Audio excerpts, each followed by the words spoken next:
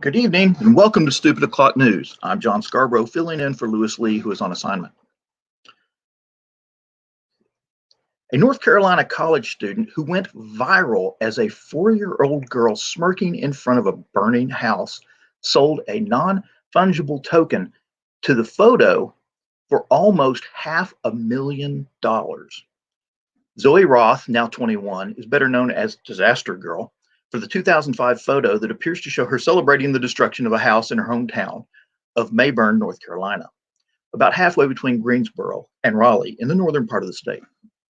Zoe Roth smiles as the house burns in the background in a 2005 photo taken by her father, Dave Roth.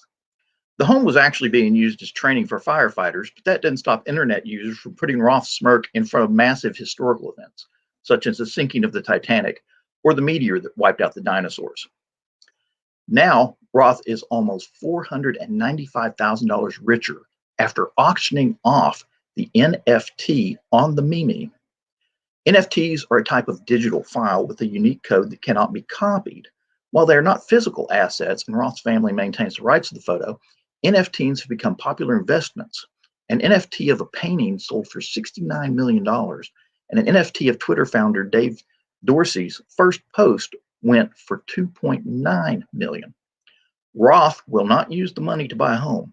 Said she plans to pay off her student loan debt at the University of North Carolina and donate the rest to charity. The tech website The Verge reported. That's the news, and here's the show. Well. He showed up after all. There he is. Now he has to get a hat. Yeah, really. I'm going to buy that boy a comb. I got one. I just didn't have time to grab it when I ran in. That's why I keep a spare one here by the desk. So much better this way. So how's everyone tonight? Not terrible, actually. Yeah. I managed to pay off the final 401k loan, and now I don't have that payment going out of my paycheck every week anymore, so I got extra money. So I raised Lindsay's allowance. Bet she's happy about that. Well, let's rephrase that. He's got extra money coming into his account. Lindsay has raised her allowance. No, I was going to do it. She didn't ask for it. I did it on my own. A woman's got to have some spending money, you know? Oh, yeah. I mean, just like I said, when the big stimulus check started coming in, I wanted a new TV for the living room. She wanted a new sofa, so we watched the old TV from the new sofa. There you go. And I filed for 2 weeks vacation for next month so I can put the new greenhouse together.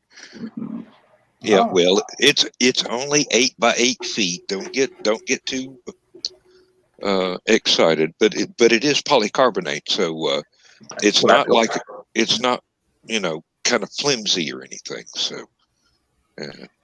We've already eliminated that. Dagnabbit. What?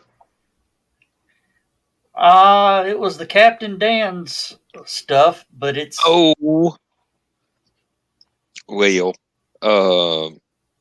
I'm sure that Lewis still has a copy, and I know I do somewhere, so we can send you one. And it's out there floating around on Facebook permanently. So maybe. I've posted it 2 or 3 times. I know it's out there. All right, I just got to get everything. Hey, Joe. Yeah. That's not. What does your T-shirt say? That's a nice T-shirt. It says StreamYard. And it's not reversed. No, first.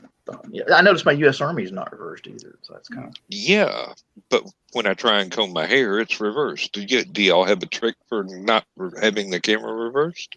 It's not that. It's your hands are reversed. See. Oh.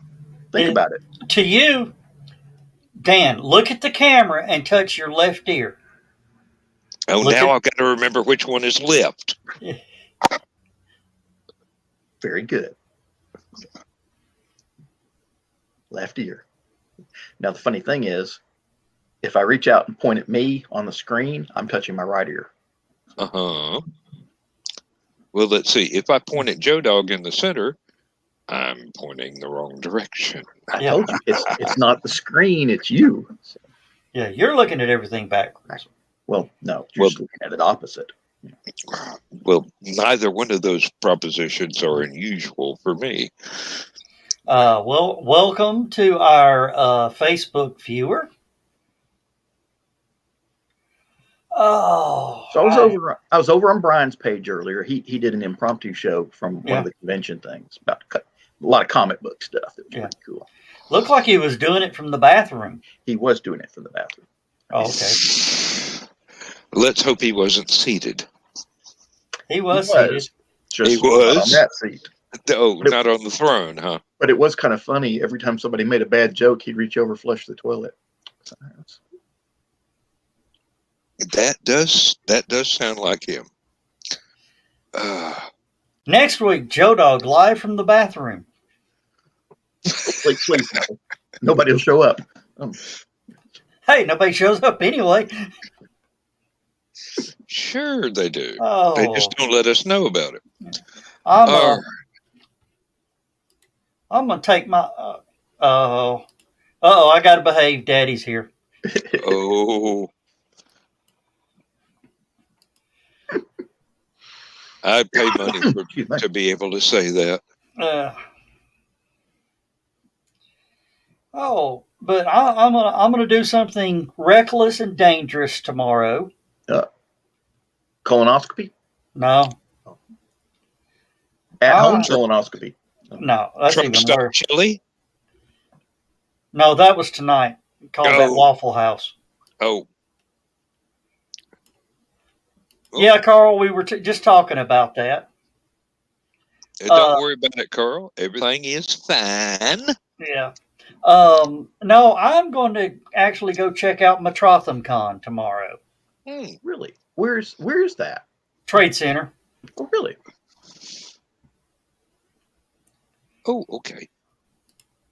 And there's Carly. Hey, Carly, welcome. Hey. Ain't Donna. Oh, I just don't have anything to talk about tonight.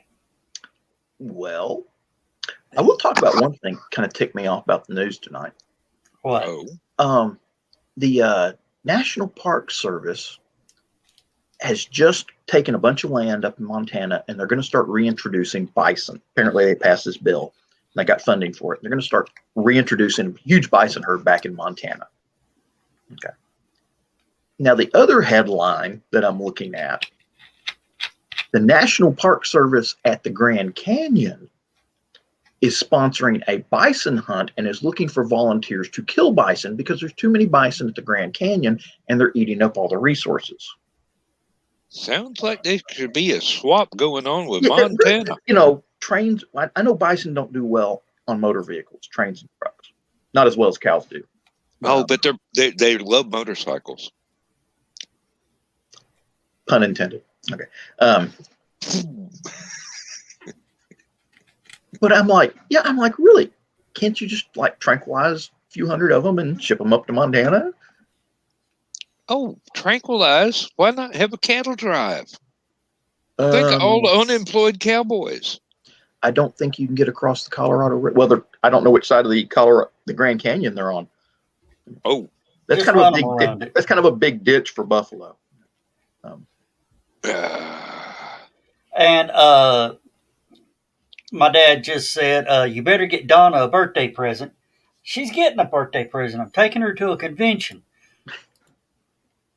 You in a heap of trouble, boy. No, to be fair, she likes conventions as much as Joe does. So that's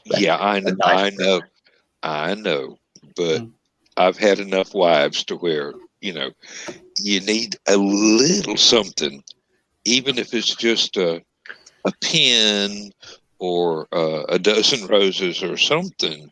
Hey, just absolutely special. I know you've been married for a long time, Joe, but Hey, I went out of my way to get these badges. Joe, You don't need no stacking Technically, a badge watches. is a pin. So that is it's a big pin, not a little. Yeah. One. Now you know why I'm All not Joe married. got to do is show up, and they just hand him over something. Yeah. And tell him to get to work. What? No, I'm not here to work. No. Go stand on the door and sell stuff. Yeah. Daddy said he had a bison burger on top of, I guess up Pikes Peak is where he's talking about. Yeah, bison is good. Mm-hmm. Buffalo jerky. We've got a local family that raised the crossbreed, the beefalo, Ah, and those things are bigger than a van, and thank goodness they have built their fences extra good, so I have never heard of any of them actually getting out in the road next to their field, but if they did, somebody be totaling a smart car on them real quick. oh yeah. I mean, a squirrel running across the road would total a smart car, but Cow tipping as a verb. The cow was tipping. The cow was doing the tipping. Well, they're what, twice the size of an Angus cow? No, well, depends. They get pretty big. I don't know if they're bigger than an Angus. An Angus is a pretty big cow. These look like they're 7 or 8 feet at the shoulder. Yeah, that's bigger than a cow. Yeah, I mean they're about twice as tall as a cow. Well, hell, they're twice as tall as me. Of course, they don't let Angus cows grow that much. So Yeah, well, that's true. Of course, Carly wants to know how much do you tip a cow? at least 15%. Well, I was going to say 20%, just like I tip anybody else. And her Angus bull was kind of short, which reminds me of a story of the old farmer who brought in the new Angus bull. He had 3 other bulls showed up, and this big, well, it wasn't an Angus, it was a Brahma bull that the farmer unloaded. And, the three bulls were talking. The old bull goes, well, I think I'm going to just go ahead and give him about 15% of my girls. The other one looked at him and said, 15, I'm giving him 25. The young one goes storming down the hill, snorting, storting, bucking up to him. And the other 2 bulls goes, dude, what are you doing? What are you doing? He goes, I'm making sure he knows I'm a bull.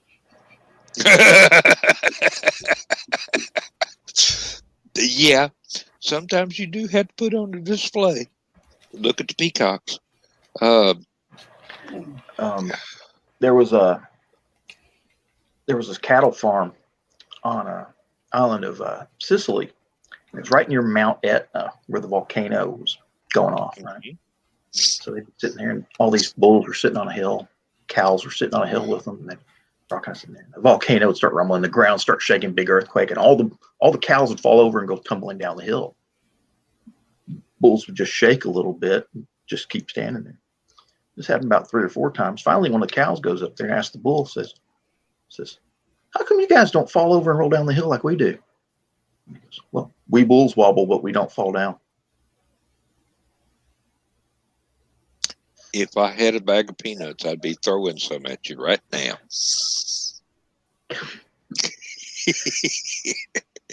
That one's excellent. I think I have found the lighting trick. I actually look like I'm real color instead of all washed out. So yeah, changing your background helps too. So. Well, yeah, a darker background. The test pattern screen is just for.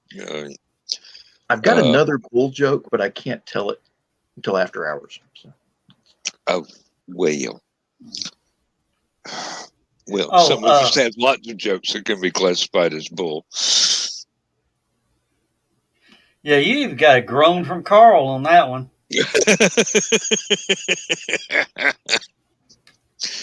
But we but we but we aims to please. uh, I got something special for Carly Carlene. Uh, how are you doing? How are you feeling tonight?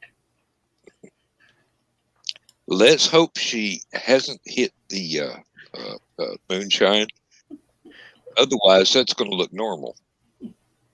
Oh, John, blame it on John. Yeah, Joe did that one. Oh no, I think she was talking about the joke actually. Oh, Oh, of course, I've been listening to an audiobook. Good okay. audiobook. Yeah, Okay. I'm actually going to plug it. It's called Abducted, a Tom Darby adventure by Dan L. Hollifield, narrated by Walt Allen. That is a great book. I highly recommend everybody checking that one out. I think I've heard of that author. Yeah. Yeah, Thank yeah. I'm you. not sure how. If I wasn't such a tightwad, would have actually bought the print copy instead of getting the free audio book. But it's it's a great thing, so I'm plugging it. Walt does a great job with the narrator's voice. He nailed it. I did have to provide him with a pronunciation guide for the names of the alien characters, but other than that, he got it. You know, if there's ever another audio Tom Darby book, I have asked that Walt get first consideration.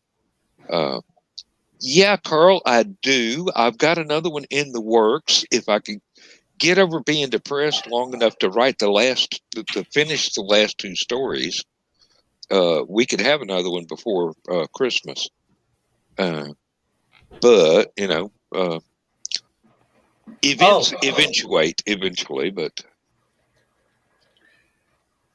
I have got a name for my next book that I'm actually going to start working on.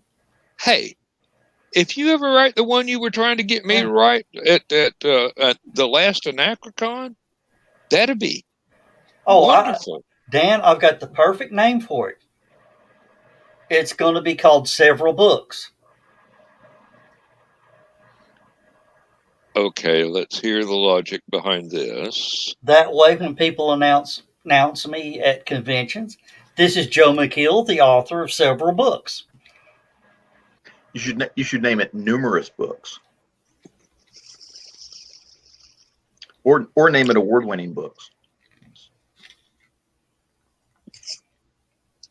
Hey, the Joe McKeel Award actually sounds like a book award. You could give every book you write, you could give yourself the Joe McKeel Award. Yep.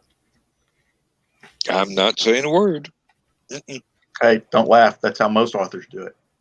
Like that guy named It's like that guy named Hugo that everyone started tagging his name on their books. Oh, yeah. Nobody realizes that one's named after a Korean car. I thought it was a Czechoslovakian car. Yugoslavia. You're right. That's why they call it a Yugo. Hey, do you know why they've got the heated rear view mirror or the heated rear window? I know why I have one. So your hands can stay warm in the wintertime while you're pushing it out of the road. If you need to push it, it probably ain't eating the rear view. Are you familiar with the Fiat line of cars? Like back in the Fiat. 50s, 60s, and 70s. Fix it again, Tony. Again, Tony. Okay. Did you know that Yugo's engine was copied from Fiat? So all the parts in it would basically, if you had like a Fiat X19, all the carburetor parts were exactly identical. That explains why you can only get about 3 feet per gallon out of a Yugo and about 2 miles an hour. One of my best friends from high school had a Fiat back in the day, and the girls just loved it.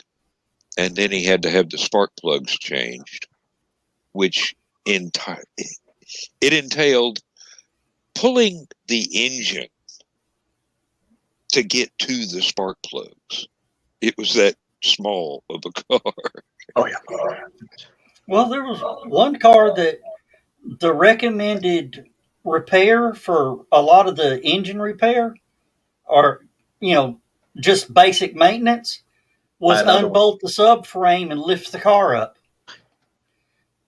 Unplug three. It had three connectors you had to unplug, three bundles you had to unplug. Drop four bolts, lift the car up, work on it, then set it back down, plug everything back up. Now, that sounds like the three-wheel motorcycle that I had with a fiberglass body. I wish that thing had not been, shall we say, it was not as advertised when I bought it. They never are. Well, the guy hauled it down here on a trailer from somewhere in the Midwest to keep me from taking a bus and trying to drive it home. The Just so day y'all were after, wondering, when Dan said that you had to literally pull the engine to work on the car, there's the engine on a Fiat X19. That's how you get to the engine. Yep. Oh,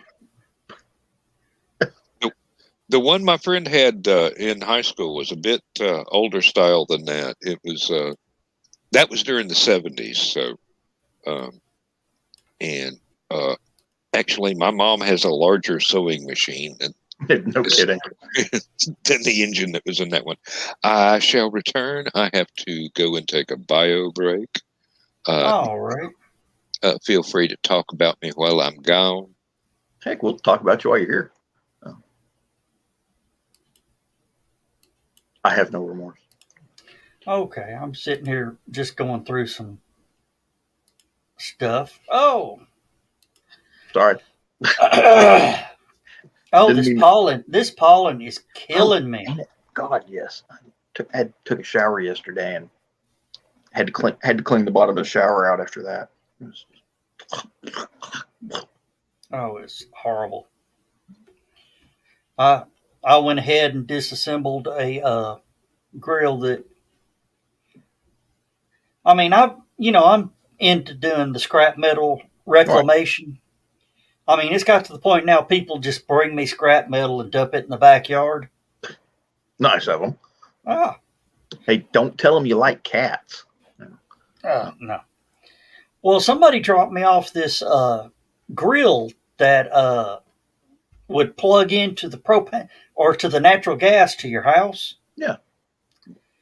And I got to, stuck the magnet on it, and the magnet stuck to nothing. It was cast aluminum and stainless steel. Yeah. I got that sucker disassembled, and I've got about roughly 25 pounds of stainless steel at 54 cents a pound that will be returned to the scrapyard in the morning. So that's a decent. One of the problems with scrap metal is you got to get enough of it together so that you're going to actually make enough money to pay for the gasoline it takes to get to the scrapyard. Yeah. Well, scrapyard's 6 minutes from the house. So did you see that Red Bank's city manager, I think it was? Oh, retired. Yeah. And everybody was talking about how he did a great job and, really service the community and all that sort of stuff like that. And I'm like, and the only thing I could think of, 2 words: traffic cameras. Oh, they did away with traffic cameras 5-6 years ago. Yes, but that guy's been there for 30 years. That means they bought the traffic cameras, had them installed, went through all that ruckus with the traffic cameras, totally destroyed Red Bank's economy with the traffic cameras, then had to get rid of the traffic cameras in an attempt to get people to come back to the businesses in Red Bank. Because those traffic cameras were so notorious that people were literally avoiding Red Bank like the plague. And when they discontinued them, was at midnight on my birthday, however many years ago it was, and I made the point to go down and drive through and run that red light on my birthday. I'm sure the State Patrol appreciated that gesture. Well, Now, it was They're also probably sitting at Waffle House watching him do it. I would like to point out the important point in John's statement there. He did say service the community. That pretty much has the same meaning as when a farmer rents a bull to service his cows. Yep. Or when a prostitute provides a service. No, the customer might actually enjoy that. Oh, and I don't I was reading the news want to put article down today. sex workers because, According to Carl, those are some essential workers. Yep. I was reading today also the Mojo Burrito in Red Bank. Yeah. They've been trying to move into new digs, which is down the road from that little place over there on the corner. Yeah. Apparently, because of the COVID thing, it's taken them 2 years to renovate this building. Yeah. Was it a clinic before? I don't know, but it was a Shoney's.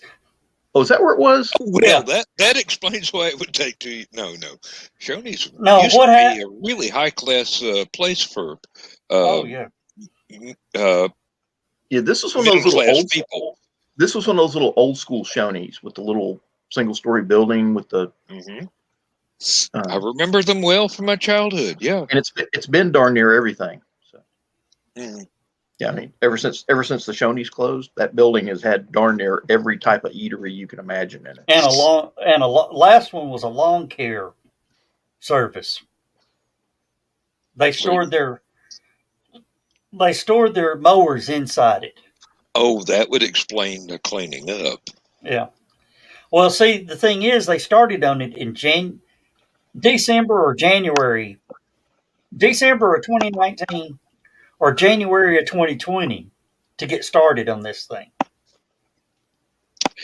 Yeah, and I have no need of explanations as to why it got delayed or slowed down.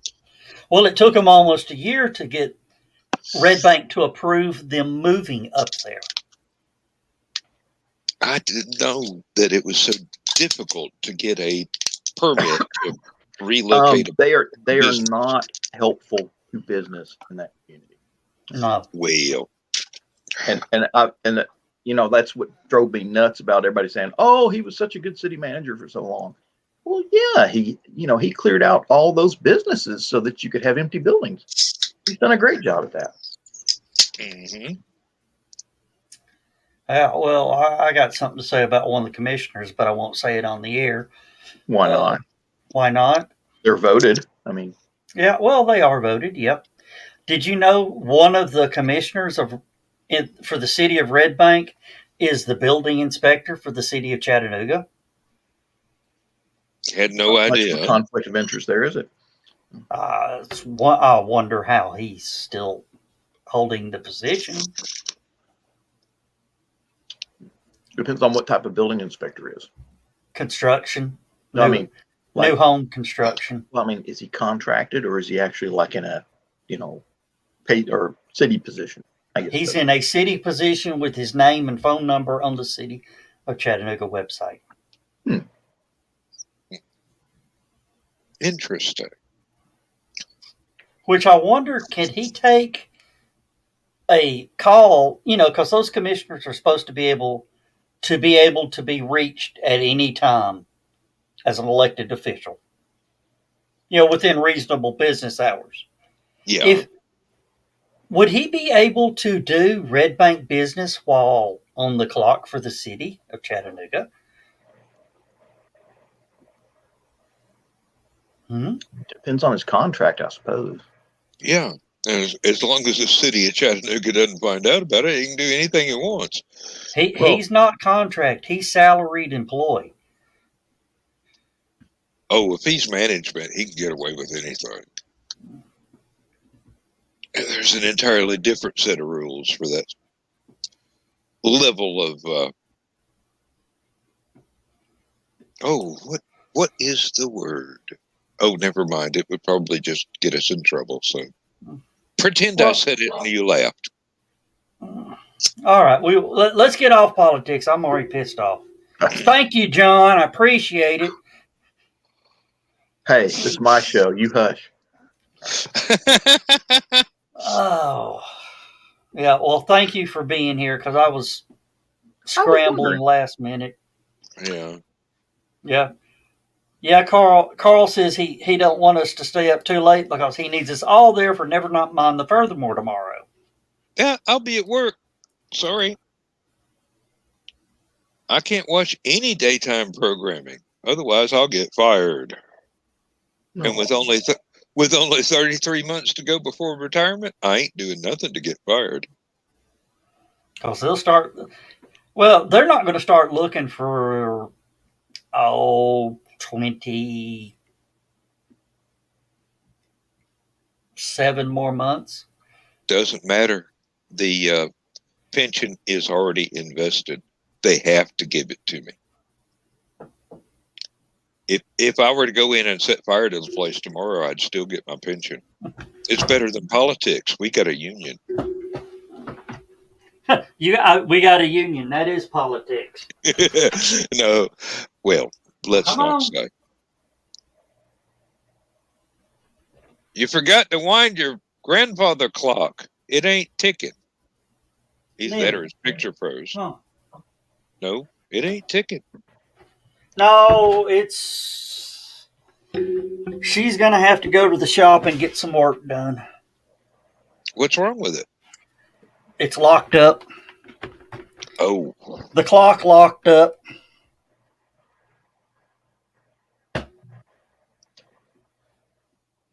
Hey, Joe. That Shoney's, is that the one over in front of Chrisman? Yeah. Because it was a Mexican restaurant for a while anyway. Yeah, Carl says, do what I did. Retire, collect your pension, and laugh when they don't replace you. Unfortunately, I'm deathly afraid that they won't in order to save money, and they'll just try and get 4 other people in the plant to do what I do. But the joke will be on them because it would take about 12 other people to replace me if they spread it out. Hey, Dan, how far do you live from the plant? I have a 15-minute commute. Oh, so you'll just see the flash and not really hear the boom. Oh no, I'll see the smoke from here. Believe me. No, I just found out today that I am the only employee in the entire United States doing the tests that I do on the stuff that I'm testing. So the plant in Athens is learning how to do something new that the other 4 plants across, I keep forgetting they closed one down in New Jersey. The other plants are waiting for us to get it right so they can take all the credit for doing it quicker. And you've been doing it for years. Yeah. And I have been trying to explain to, my supervisor understands, but his higher ups do not seem to get with the program that the only way we're going to learn how to do this new process is to just do it, knuckle down and run it continuously and let the people in charge of this, that, and the other thing tweak everything back and forth and see exactly what works and what doesn't. What they've been doing is they'll run something and change one thing, and then they'll change over to something else and change one thing. And change over to something, they're not giving everybody enough time to figure out, how do we make this stuff good? And we're running up against entropy here. Most of the people that have been there for 40 years or better have already retired. I'm like number 7 in seniority in the entire factory. Your quality control, and the problem is they're tweaking so fast. You can't get it. You can't pull quality. By the time you get quality control on something they've made 3 changes on the product going out the door.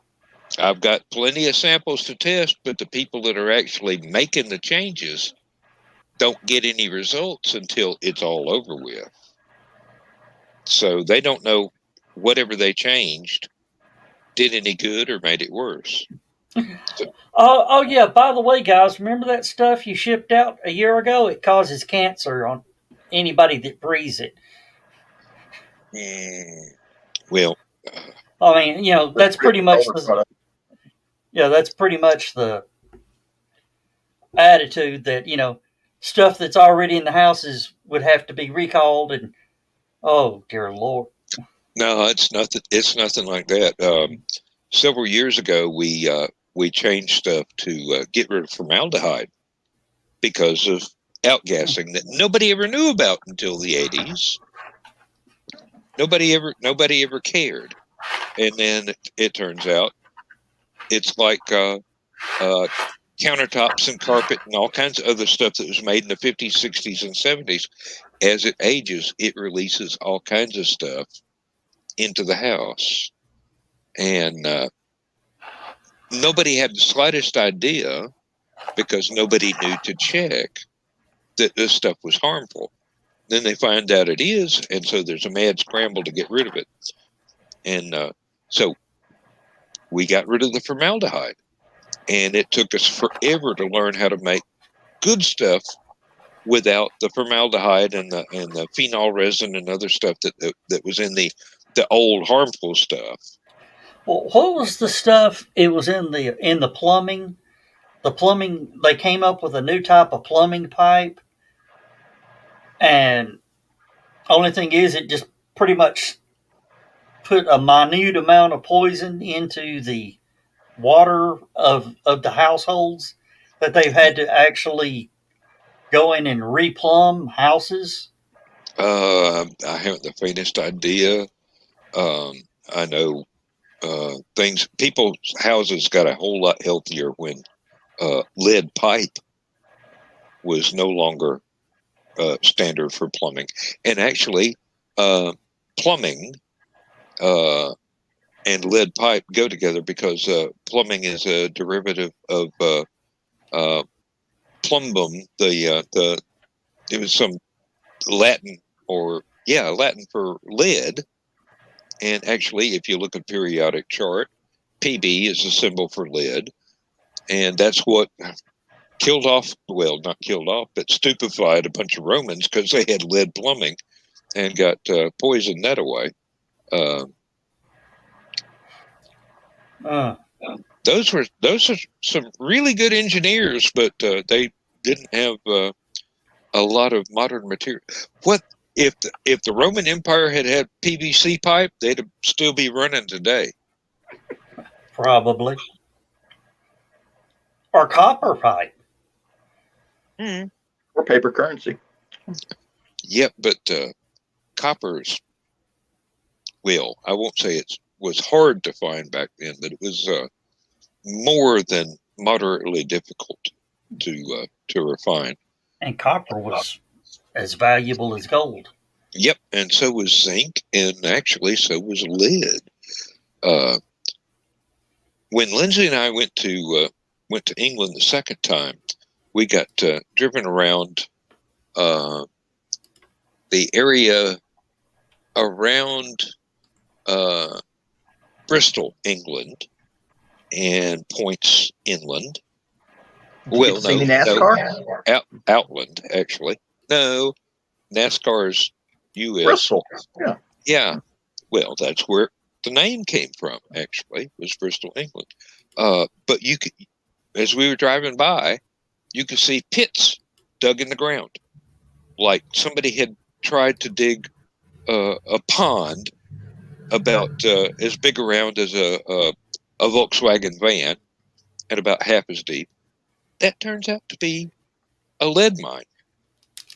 Basically, you just dug it up. It was right there on the surface of the ground. They were all over. We went to Cheddar Gorge, and you may recognize the name Cheddar because that's where the cheese came from. I thought cheddar came from Wisconsin. Well, in the U.S. it does, but before the U.S. it came from Cheddar Gorge or that area. And that was neat. Have you ever been to Tallulah Gorge? I've heard of it. It's often called the Grand Canyon of the South. the Little Grand Canyon. And I used to go camping there many years ago. Yes, Carl. The Romans did mine tin in Britain. I think that was probably more in Wales than England itself, but I could be wrong because I'm not a historian. Bronze was a real big deal before, before steel came along.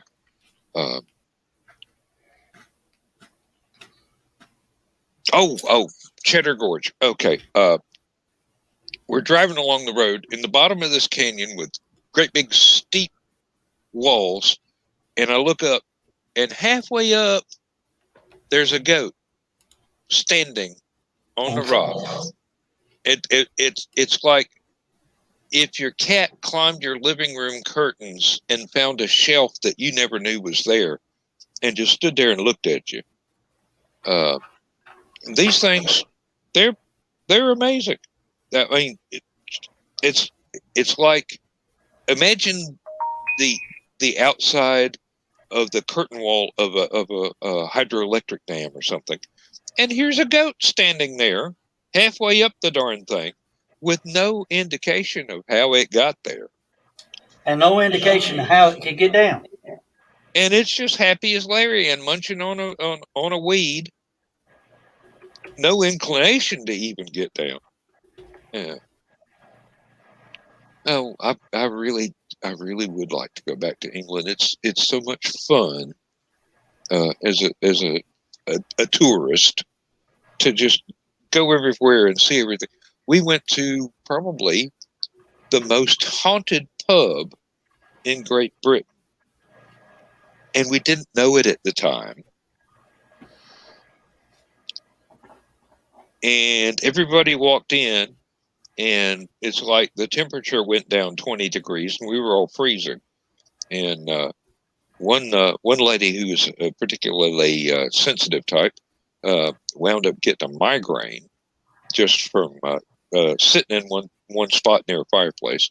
There was a trap door in the floor in between the bar area and the hotel area, and I kept walking around that thing, and I didn't know why. I mean, you could see it was a trap door, but you would expect 20th century, it's been reinforced, so nobody's going to fall through. Come to find out, when that place was being used as a court for criminal trials, convicted criminals would be tossed down into the coal cellar underneath that trap door to stand there ankle deep in cold water until they could be hauled out for not sentencing, but carrying out their sentences, whatever they happen to be. It might be transportation, might be shipped off to the colonies. I mean, for transportation. What you got? Tallulah Gorge? Yep, it's about 30, 45 minutes drive away from me. You're down over here somewhere. Close to Athens. Yeah, Commerce, right? No, let's see. Danielsville would be the closest one you could find on that map. That There's Athens. Yeah, right there. Okay. Yeah. Now don't get any closer because we don't want people showing up at Dan's house. and buying Oh, his book. it doesn't matter. I've got a Google Earth view posted on Facebook. It's oh yeah. If you could go to the actual views down in there, it's gorgeous. Yeah. Oh yeah. Okay. Now that's new. That didn't exist when I was camping there. You can no longer go camping. That did. That's up very close to the dam. Yes, there's the dam. And there's the damn bridge. Bridge. And Yeah. there's the damn gorge. Yeah. And there's the damn creek. Okay. And a damn yep. rock. I've been camping there, believe me. And some damn stairs. Those are some steep stairs, but none of that existed back in the day.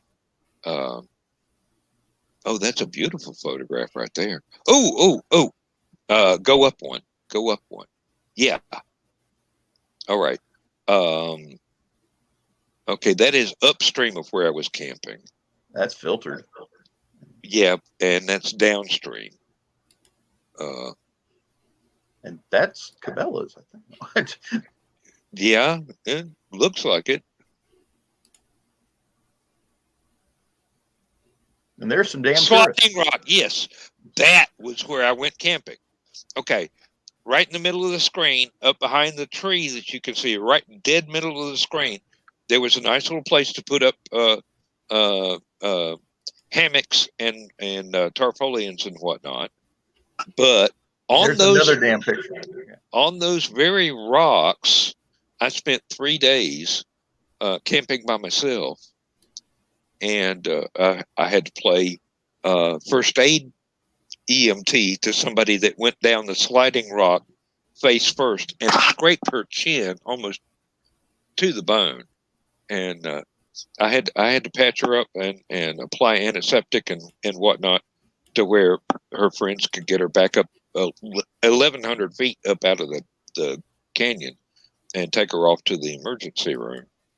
But thankfully, I've always been a klutz, so when I go primitive camping, I take a lot of medical stuff, bandages and alcohol. Well, not only the drinking kind, but the medicinal kind to clean up where I bark my shins or whatever. But it was wonderful. I had park rangers come by one day and tell me I had to move my campground about 6 feet further up the rock from the stream side where I was because they were fixing to generate some electricity. So the water was going to get a little bit deeper. And it sure did. It got deeper and it got faster, and it was beautiful. Too bad cell phones weren't a thing back then. Otherwise, I'd have a whole lot more pictures of the area that I so enjoyed.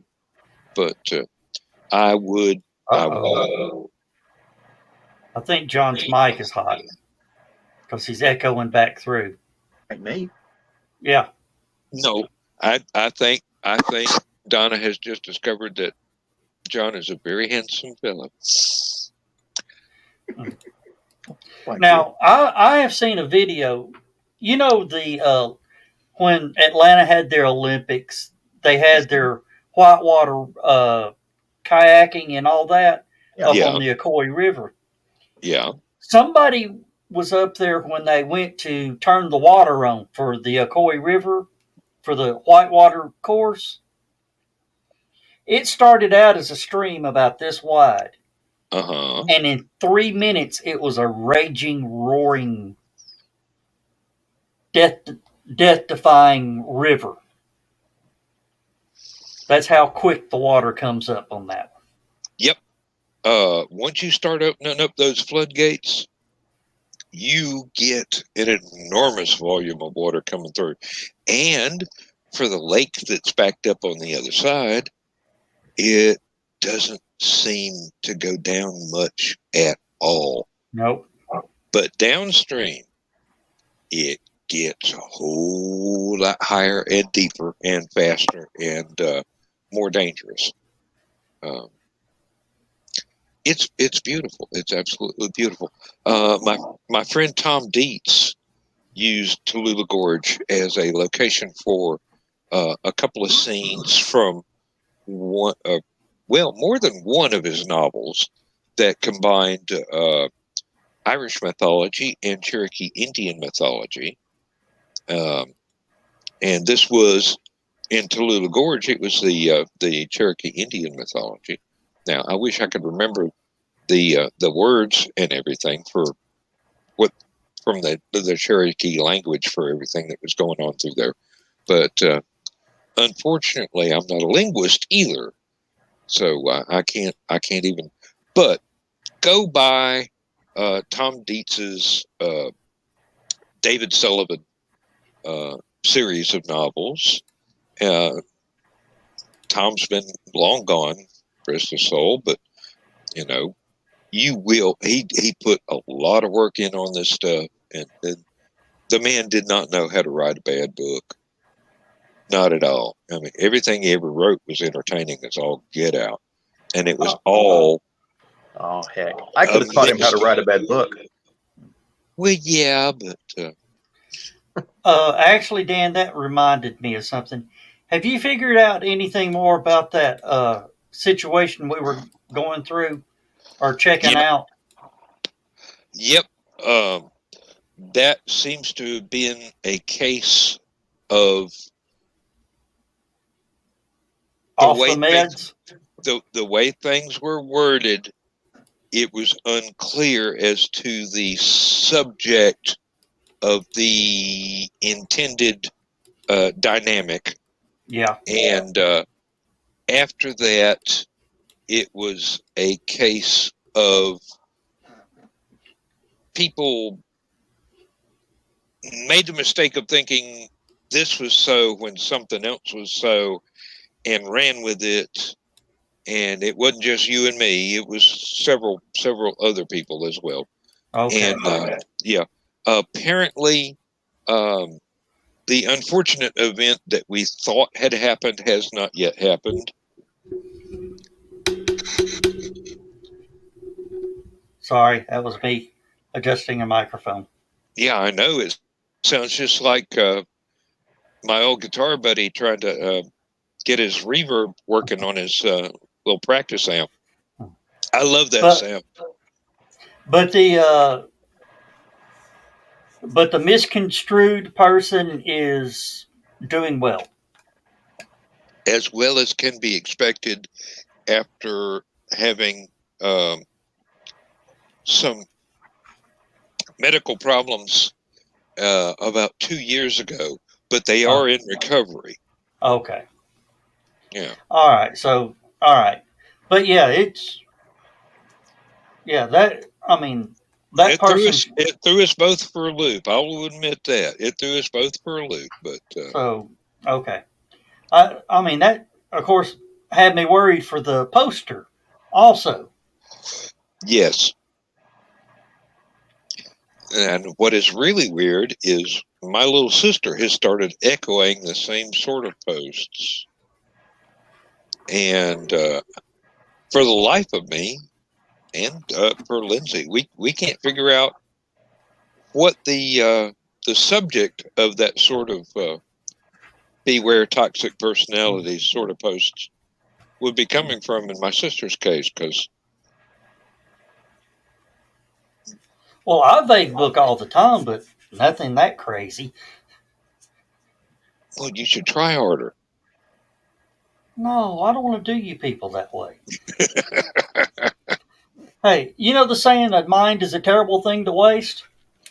That's why I vague book so much. Mm. Of course, a guilty mind's something fun to play with too. That is true. Hey, nothing like vague booking to a guilty mind. Oh yeah, you get a lot of people coming out of the woodwork going, You talking about me? Who are you? Are you talking about me? I guess I am now. I will be in 5 minutes. What's that old country saying? A hit dog a holler. Yeah. John, I recognize the background. You do? Yes, I do. That's Attack not of the Independence Day. No. that's Attack of the Flying Saucers. That is a Ray Harryhausen animated movie. It was Earth versus the Flying Saucer. Earth versus Flying. Thank you for correcting me. And yes, it was Ray Harryhausen. Yep. And I saw this meme the other day. Ray Harryhausen, CGI before there was CGI. Yeah. Oh Lord, yeah. Because technically, what he did was digital. Because all he did was move it one frame at a time to make it look like motion. Which move one digit at a time. Yep. The man was a genius and obsessive about getting stuff right. Oh, and it's so hard to duplicate. A friend of mine in college was trying to do stop motion animation, and he made the mistake of putting an actual cactus with a bud about to bloom in his animation. As he went through the animation, the cactus flowered, which he did not intend, but he made full use of. Hey, Skunk. Speaking of Ray Harryhausen, he actually went on to work special effects as a what do you call a trainee in movies? intern. Intern. There you go. He was working on Swamp Thing, and he actually was on hand. He provided the smoke effects while Adrienne Barbeau got naked. Damn him. Damn him all to hell. And the director actually had to call cut on the first take because there's too much smoke. He's sitting there pumping that smoke out and not taking his eyes off of Adrienne Barbeau. And you can't blame the boy because, 20 years old and you see something like that, it's going to be an earth-shattering event. But the second take was more subdued. And it made the movie. It made into the movie. So he's actually got screen credit for his internship on that. Oh, Dan, are you you got Netflix, right? Mm-hmm. I'm gonna save you 2 hours of your life. Stowaway. Yeah. Don't. Not worth it? It's a great story, but it left me with more whys than a 4-year-old hopped up on pixie sticks. I did actually look at the preview, and I'm going, that's not going to be done right. There's some possibility there, but the further into the preview it got, the further away the possibilities got shoved. Well, here's the one that gets me. They do a 560-meter EVA away from the ship with no tethers. That sounds like suicide to me. Yeah, like I said, it left me with more whys than a 4-year-old hopped up on pixie sticks. If you don't have a jetpack, that's a terribly dangerous thing to attempt. It seems I remember reading something a long time ago about the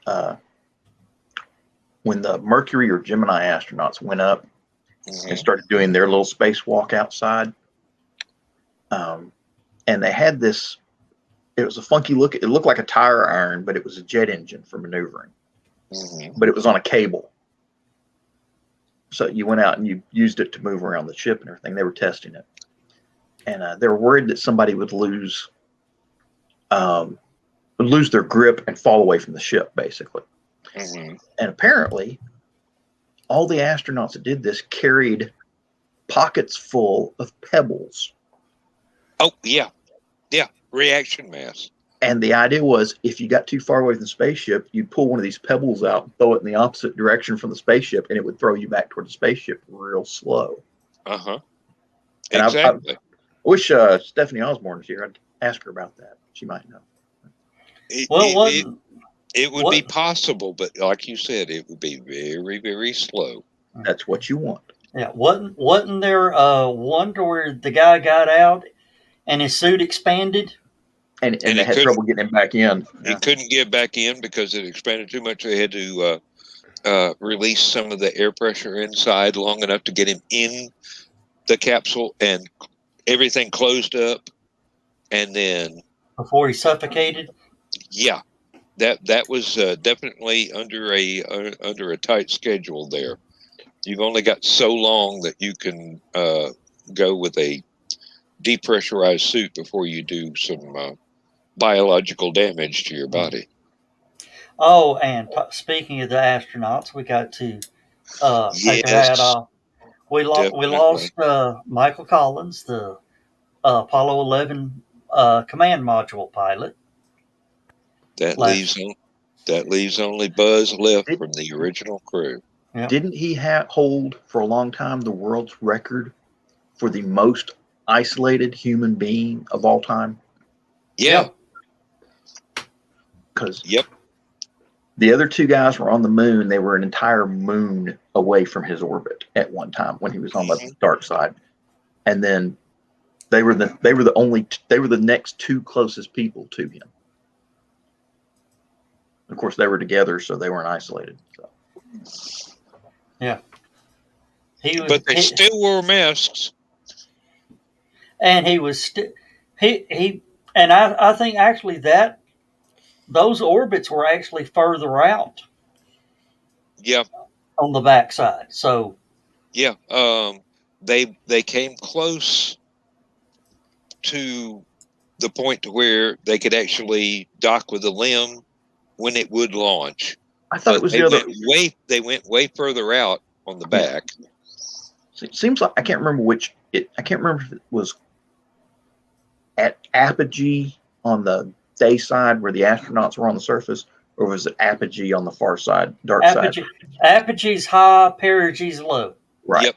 So perigee would have been on the daylight side. I think what they wanted him to do slightly is as he was heading toward apogee on the far side, I think it slowed him down a bit. Mm-hmm. And then as he came back into perigee, he sped up a little bit. Yeah, that's a normal part of orbiting. And the reason for that was once the LEM, the ascent module, took off and was supposed to rendezvous with him, they wanted him going as slow as possible when they finally caught up to him, so that it would be easier for him to catch up and dock, basically. They did have a limited amount of fuel in the ascent module, and once that was done, all you had was the maneuver thrusters, hydrazine in the thrusters. Yeah, and thrusters aren't. You can change your attitude, but you can't change your altitude. Oh yes. Girl, I'm an astronaut.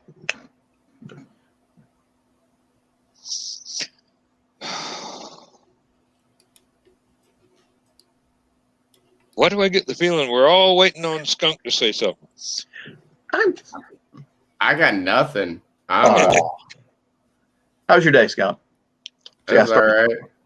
Really? Yeah, went to work. Had to went to work and did the usual thing. Truck was late this morning, so I had to sit there for 30 minutes and twiddle my thumbs. And then after that, I went to my first stop, and the first stop had a whole bunch of crap, so it took forever. And the second stop was I sat there and waited and waited and waited and waited and waited and waited and waited and waited and waited and waited and waited because I was waiting on one of the other drivers to bring me something I'd left at the warehouse, and she never showed up. And then I reread the text message, and it was, oh, she's going to drop that off with the pharmacy later. You should just go ahead and go. So I didn't realize that. So I was sitting there for nothing. The rest of the day went smooth. Is that I-75 construction messing with you guys? No. It might be messing with somebody else, not me. He goes the other direction. I go down Brainerd. Yeah. But then you said your truck was late. I figured that might be why, depending on where it comes from. He might have had to deal with some of it, but I don't know. He's coming from 24. So he's normally not late though. It's just for today. So I have no idea. But at the end of the day, like I had to load the truck, and loading the truck's been a nightmare for the past couple of months because they lost our trailer, and so we've been having to use a different trailer. This trailer's taller, and it's not designed for that for the ramp that it's for the dock that's backing into. It's too tall, so if you try to pull pallets onto it, the pallets fall over. And when I came in, I noticed that all of the none of the pallets, not a single one of the pallets when I got there had been, and I beat everybody back. Not a single one of the pallets had been wrapped. There's all these pallets from the past few days, and none of them have been wrapped. And at first, I was sitting there, I was like, "Oh, these people need to do their job, oh, it's such what." Wait a minute. If I have to wrap all the pallets anyway, what if I just load the pallets? Like take the stuff that's on the pallets, load them onto the truck, then wrap them rather than trying to pull them up already wrapped, because then if they fall over, I don't have to wrap them again because they're not going to fall over. I've already loaded them up onto the truck. And it took a couple hours, but I got it done. And so, I mean, I loaded every single pallet onto the truck. And while I was doing that, people were coming in and dropping stuff off. I was even loading their pallets up. There was like one full pallet left when I got done, and the only reason I couldn't load it on was because I had already loaded on other stuff, and I couldn't load that pallet as well. It's just one pallet. I was like, one pallet, who cares? Be a shame if something happened to that. Be a shame if something happened to that trailer, like it caught fire or something, and they had to go find you another trailer. I literally have thought about that. Probably shouldn't admit that at work, or not at work, on a live public stream. But after that, I came home, got me a really good shower, changed. I just came from training. Still got my boots on. Ew. Me and Big Joe Blair, Big Joe Shaw. We worked a match tonight. It wasn't the absolute drizzling shits, so that was good. He's getting a lot better. He's getting a lot better. And one of my number one things with him is that I keep telling him, like, I love the boy. Is like, you're not on the same level as me. Like I can work circles around you. I'm nowhere near as good as some of the other guys that we train with. They're far beyond me. But as far as me in this ring, like I'm way beyond you. So let's keep it really super simple. Like, keep it really simple, because he always wants to do something to try to pop the boys. He always wants to do some crazy thing, and I'm like, don't do that, because you're not experienced enough to be able to call stuff like that without it going horribly, horribly wrong. So we got in the ring, we kept it super simple, really simple. There was one moment where he did something that I wasn't expecting. We called a spot where I run around the ring, and he was supposed to run, right? He didn't move. He just sat there.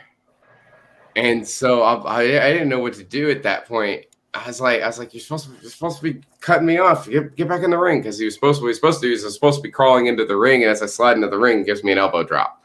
That's what he was supposed to do. He didn't do that.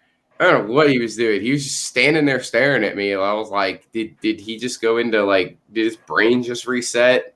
Windows trying to load in the background or something? So I get over there and I just start wailing on him. And he finally starts getting into the ring and I go to crawl in after him. And because of the way we did it, because I had to stop, I can't slide into the ring now. So I just jump up on the apron and started crawling in. And he took his hand, his big, gigantic hand that he's got. He just smacked me in the back of the head, like the world's hardest Gibbs slap. And I just spiked off my own head, flipped over, took a bump, and I'm trying not to laugh. And nobody noticed that I was over there like giggling because it was all I could imagine was him just being like spiking it like it was volleyball, just spiking my head into the mat. And I was, it was funny as hell.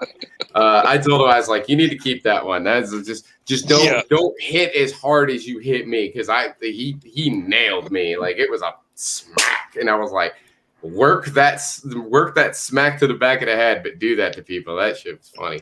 And it got a pop.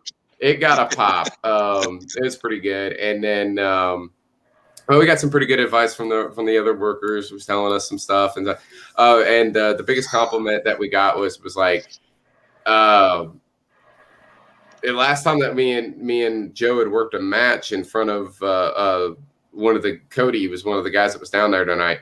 And the last time we worked a match in front of him, I was doing the heel, the bad guy, and Joe was being the baby face or the good guy, right? That's not our usual thing. I don't know why that happened. I think it happened mainly because I said, I have more experience. I need to take point. Therefore, I'll be the heel. That way I can work you through the match. But because I don't really like doing heel and he doesn't really like doing face, it didn't work out all that well. So, okay, this time we're gonna do it right. I'm still gonna be in control of the match because I have more experience. I'll call things to you while we're moving and just go with what I say, and we worked it through. And Cody goes, that was so much better than the last time I saw you guys in the ring. Like that was great. I could tell you stumbled sometimes. That it was very sticky. There were parts where it definitely got jumbled up, but you worked through it. You found ways around it and made it into a good match. He said that the biggest problem was that, and one of the other guys that was there said he does this too. I'm in this match. I'm selling for him like he's destroying me, and I'm not really fighting back. Because I'm doing the whole entire like this big guy just hit me, and he's 3 times my size. I'm not going to just get right back up from that and start hitting him back. It's if a guy that size is like getting hit by Tyson, it's like nope, I'm down, and I'm trying to get away.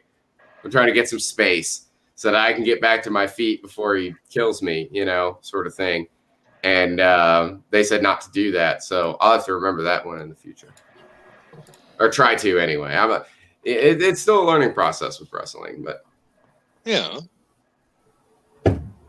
I'm looking to, if everything goes right, my goal right now, if we can get everything cleaned up, I'm looking at within 4 months, I would like to, there's a specific date in August or September. I think it's going to be August. There's a certain date that I'd like to debut at TWE. Not as the sound guy, but actually in a match.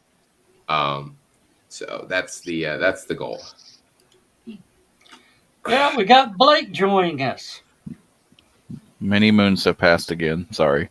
Yes. Well, Blake, I hear there's a good possibility we may actually sit down and break bread together this weekend.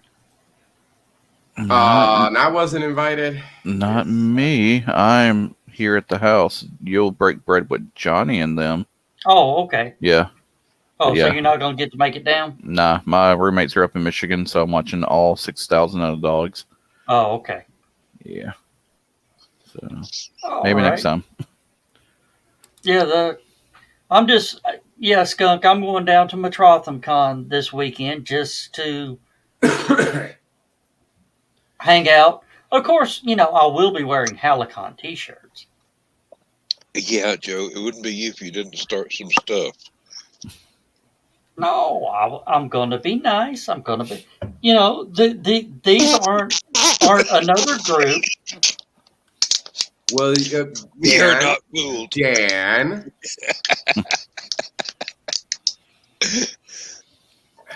And to that point, Joe, what I'm going to do, what I do best in these situations. I'm going to go back to reading Twitter. That's what I'm going to do. I'm not getting involved.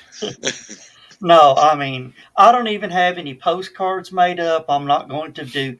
The only guerrilla promoting I'm going to do is wear a Halicon shirt. And if somebody asks me about it, I'll tell them. You should just handwrite hellocon.com and just hand it to people. Just like notebook paper. I think it'd be amazing. Just use a Sharpie and put it on your hand anytime somebody's taking a photograph. You just, Put my arm around somebody. Yeah. That could work. Write it right side up on one side and upside down on the other, so you can actually what is the term? Oh, Photo Lord. bomb. That's the one, with both hands, as the situation permits. Oh, now I was the world's worst. Skunk, do you remember when when the remake of Carrie was coming out and they sent the two people to Halicon to sort of promote?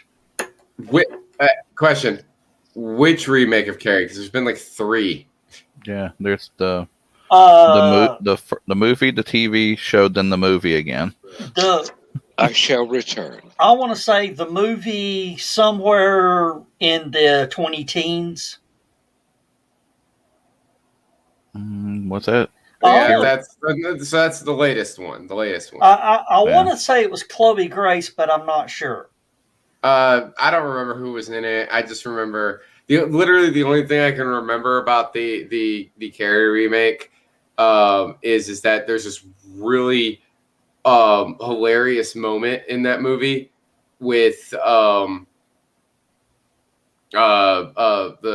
the moment that's in all of them, with the bucket falling down and hitting the guy on the head, right? And in the original 70s one, like it bounces off his head and he's just kind of like, what? And he falls over, right? And it's kind of a funny moment. It's not supposed to be a funny moment, but it is a funny moment. In the TV movie, it bounces off his head and he like grabs his head and falls over and like he does like a full on pratfall with it. But if you watch that remake, the bucket falls down, hits the guy in the head, and he literally does like a Looney Tunes, like stiffens up and spins around to fall, and it is one of the funniest things. And I cannot get that image out of my head of the dude going. Yeah, well, it was with Sony Pictures had contracted with an actress here locally and a photographer to go to Halicon and get pictures of them at the con to promote. I was told... Yeah, it's 2013 film. Yeah. I was told to make sure I was in every picture looking dead at the camera. Spoil the pictures. Who told you to do that? Who do you think? Oh no, wait. So 2013. Okay, I guess. Yeah. I was told to make sure to help them and make sure none of their pictures could be posted. So there were these, those, butt scratches. So just another weekend for Joe. You gotta wait. No, here's the thing. Here's the thing. Is Strike you, stupid clock. what you gotta do. What you gotta do in situations like that, though, if you really, because I did it once. I did it once as a gag, and it worked out great. Is you Good gotta night, hit it. Carl. You gotta hit him. You gotta hit him with the David Blaine. You gotta hit him with David Blaine. Do you guys know what David Blaine is? No. Mm-mm.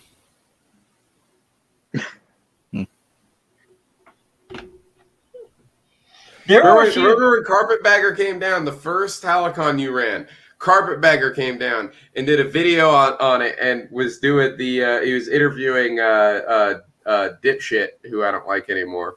I can't even remember the fucker. Excuse me, my language. I'm sorry. I can't even remember the guy's name. I don't like him.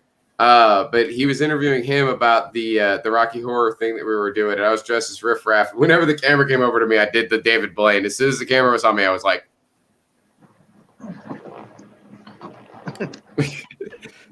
Trying to remember the comedian that used to do the joke about if you ever get in a fight, give him the Bruce Dern stare, because Bruce Dern used to play the psycho in every movie that was out there, and so it's kind of like. I'm trying to remember because I thought you were going to go somewhere else with that.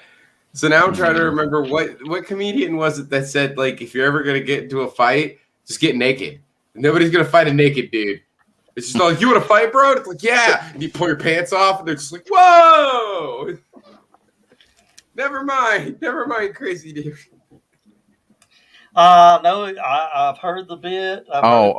Ralphie May. No, the naked person joke is Rodney Carrington. Okay, yeah. Yeah.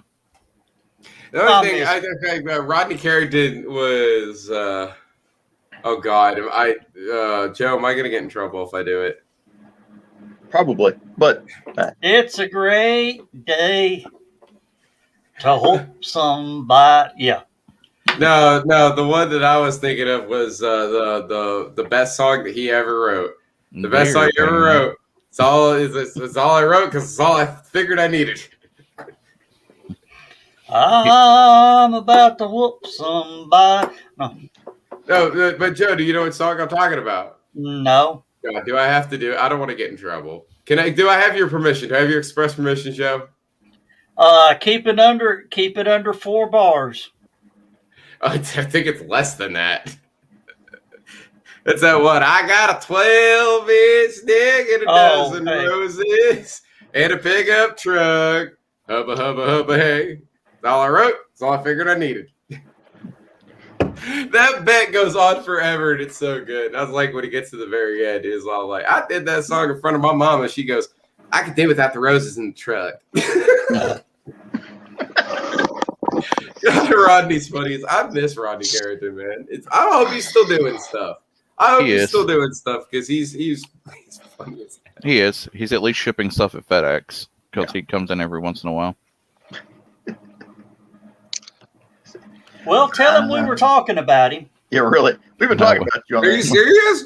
Yeah, I'm serious. Like he just comes into your FedEx? Yeah, because he lives like right down the road in Belmead. Holy shit! And then he just ships out shit. So yeah. That's amazing. Well, tell him he's got a bunch of fans in Chattanooga. I'd love to see him. Yeah, I wish I could. Did they close the Comedy Catch? No, they moved it. Yeah, they moved. They moved it down to the station, right? Yeah. I heard they were going to either close it or move it because of COVID. No, they're back open. We're back open. Yeah. In fact, if you haven't heard, John. Well, I thought the Comedy Catch was closed, so obviously I haven't. It will be what is it? Sunday, Joe? Is it Saturday or Sunday? It's Saturday. Because Saturday's the 1st. Yeah. Saturday mask restriction ends in Hamilton County. No, it ended today. Wait, it was today? I was told today. It was on the 1st. The 29th. I was told the 1st, but okay. Well, Joe, apparently I didn't hear either. I heard incorrectly is what I heard. Which The person who told me the first was a security guard at one of my stops, and we were having the conversation. I was being very polite, and then she said something that just made me go, "Wow, this conversation is over." Because no offense to her or anything, she's a very nice lady. But when you say, "Oh, I'll tell you exactly why they're taking away the mask mandate. It's population control. They're trying to kill us." Okay, yeah. And Maryland was the one who contacted. If they kill us, we can't pay taxes.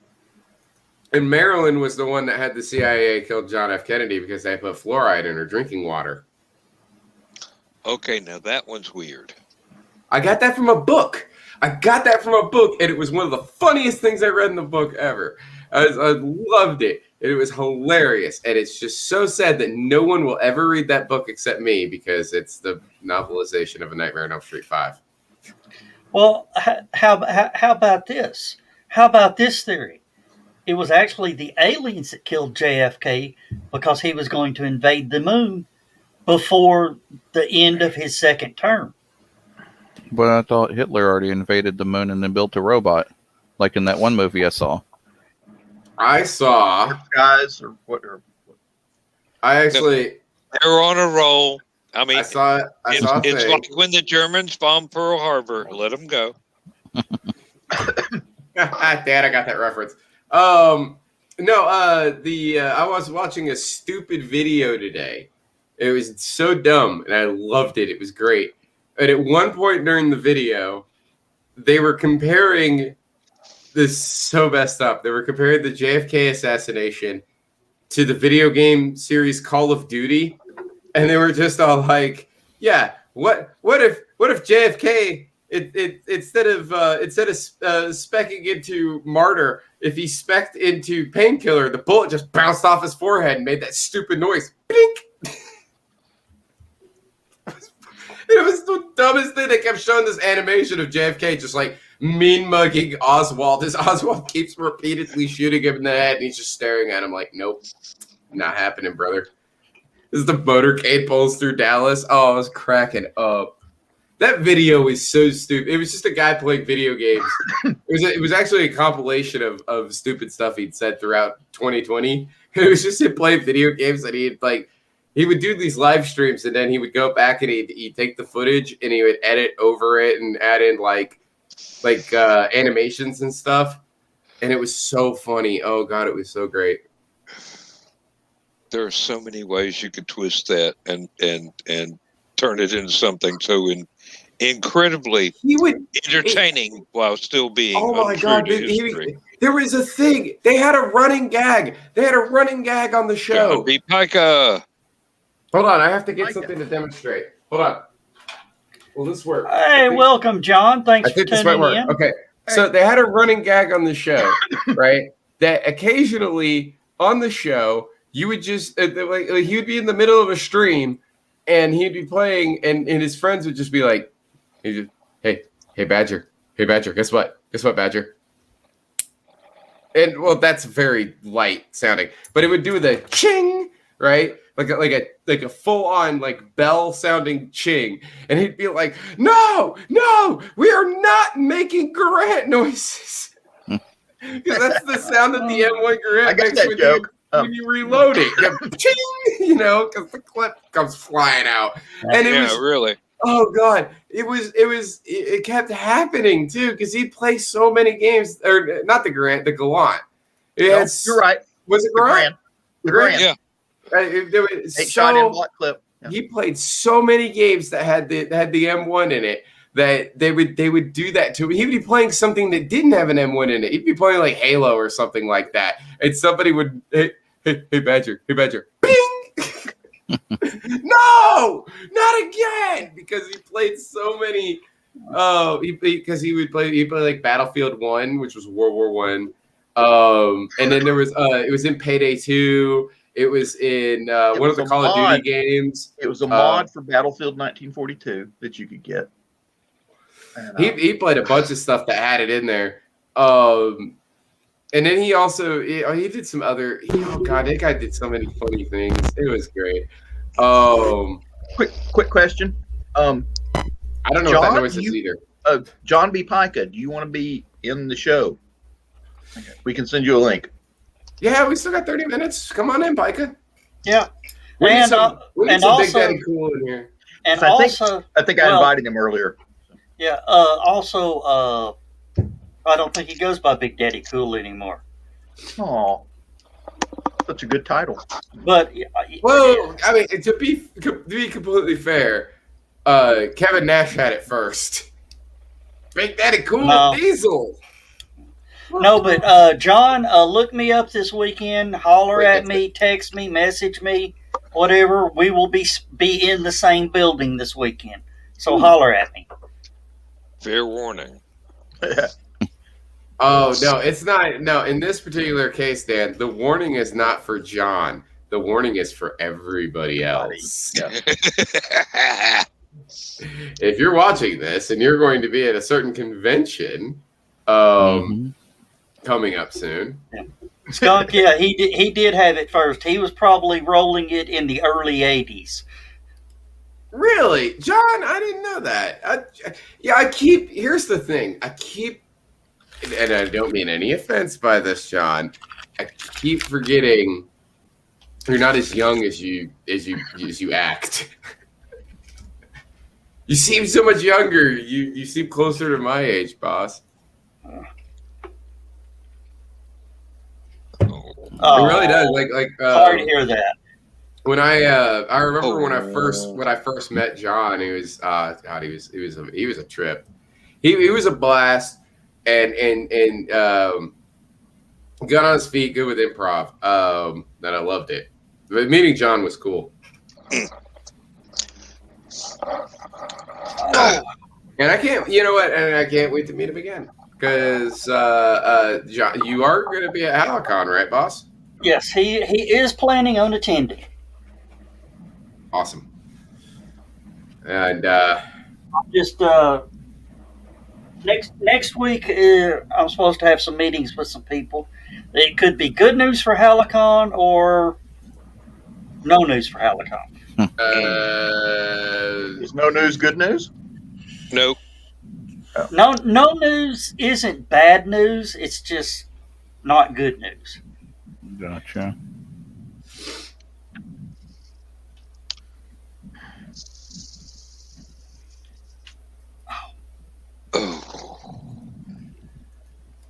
Yeah. That John, I love you, brother, but I don't know if my retinas can handle it. Hey, I you know what? I'm down for it. I will not be at Metrotham though, so I will be at Nightmare on Depot Street in some place right outside of Johnson City. I don't remember what the name of it is, but okay. This is all predicated. All of what I'm about to say is all predicated on one simple thing. Me going up to Johnson City is all going to be predicated on Saturday morning. And whether or What's happening Saturday morning? Rent. Bill Sartain's cartoons. The rent is due. Rent's due. And Baby needs a new pair of shoes. Shoe money tonight? To be completely honest, didn't pay enough. Getting aggravated with that. I'm seriously, but this freaking close to. I need to see your pay stubs because I want to know how come he can't pay me.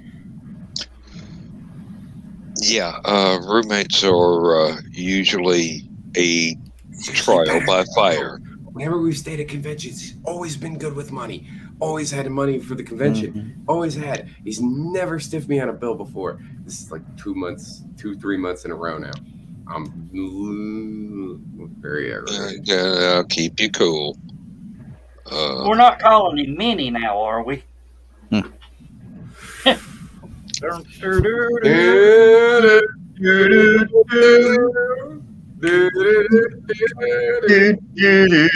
Yeah. And John's singing along with us.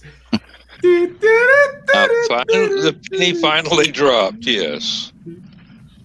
And then You can't bring Galloway, I tell you. Joseph, you cannot bring that song up. You cannot bring that song. I'm a Chicago boy. Okay, Chicago boy right here. If I love one thing, I love Me, the Blues Brothers, and some Cab Calloway, baby. That's what I'm talking about. I have both versions. I have the movie version from the soundtrack, and I have the original Cab Calloway recording.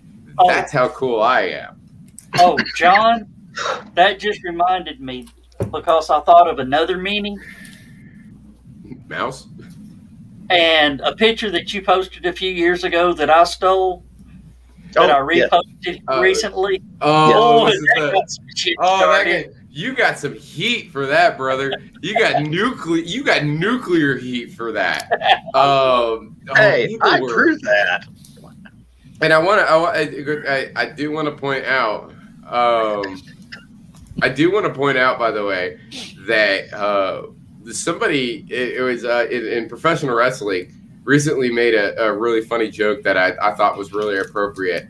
Was they were talking about whether or not CM Punk would ever come back to the WWE, and it was Jim Cornette. Jim Cornette was like, "Yeah, CM Punk will come back to WWE if they'd ever call him," because he said that on an interview recently that if they would give him a call, but obviously Vince McMahon's not gonna call him, right? It's gonna be one of the lackeys, so it's gonna come down to Triple H. And the other guy on there, which was Brian Last, was the other guy on the podcast. He said, "Well, Triple H is never going to call him because they've got heat with each other.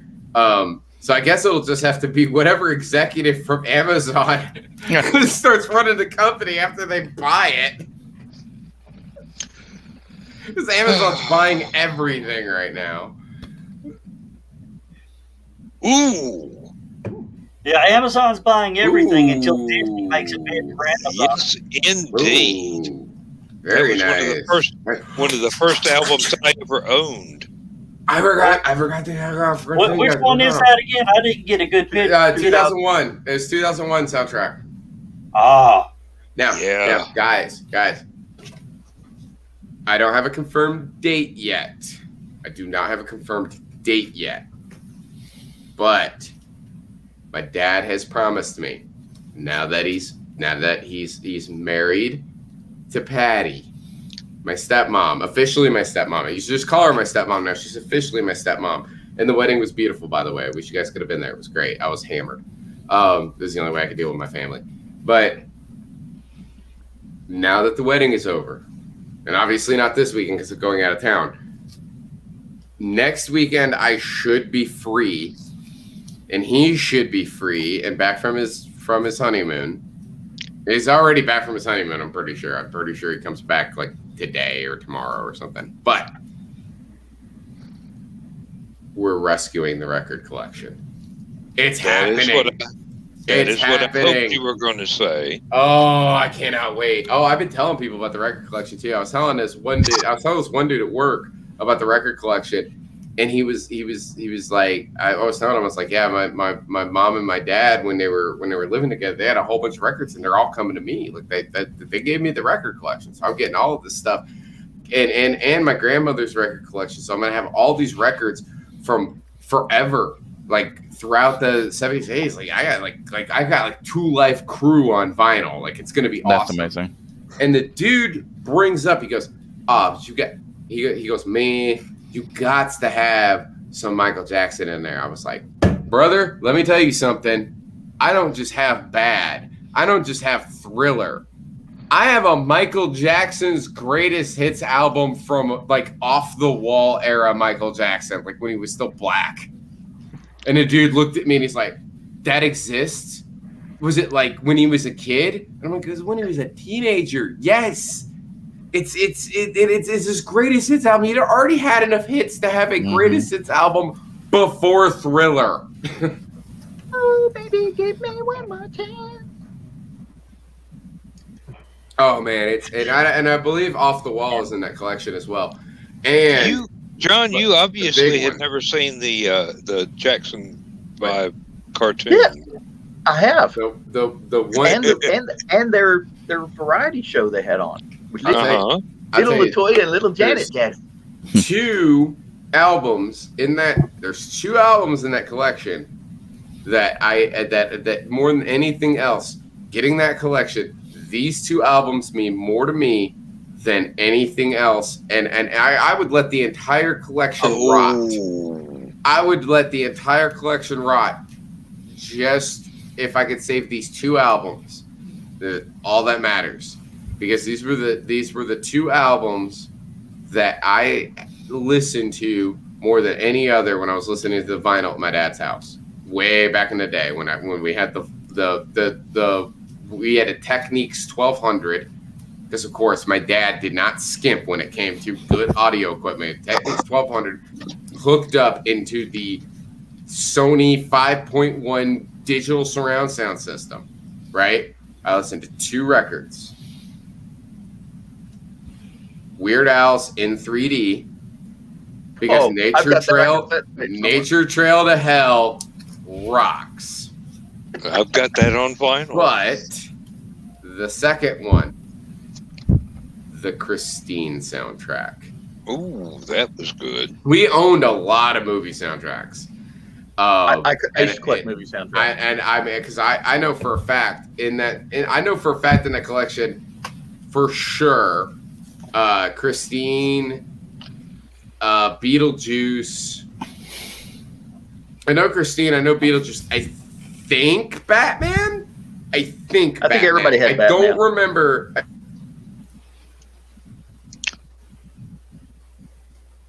Oh, Heavenly Day.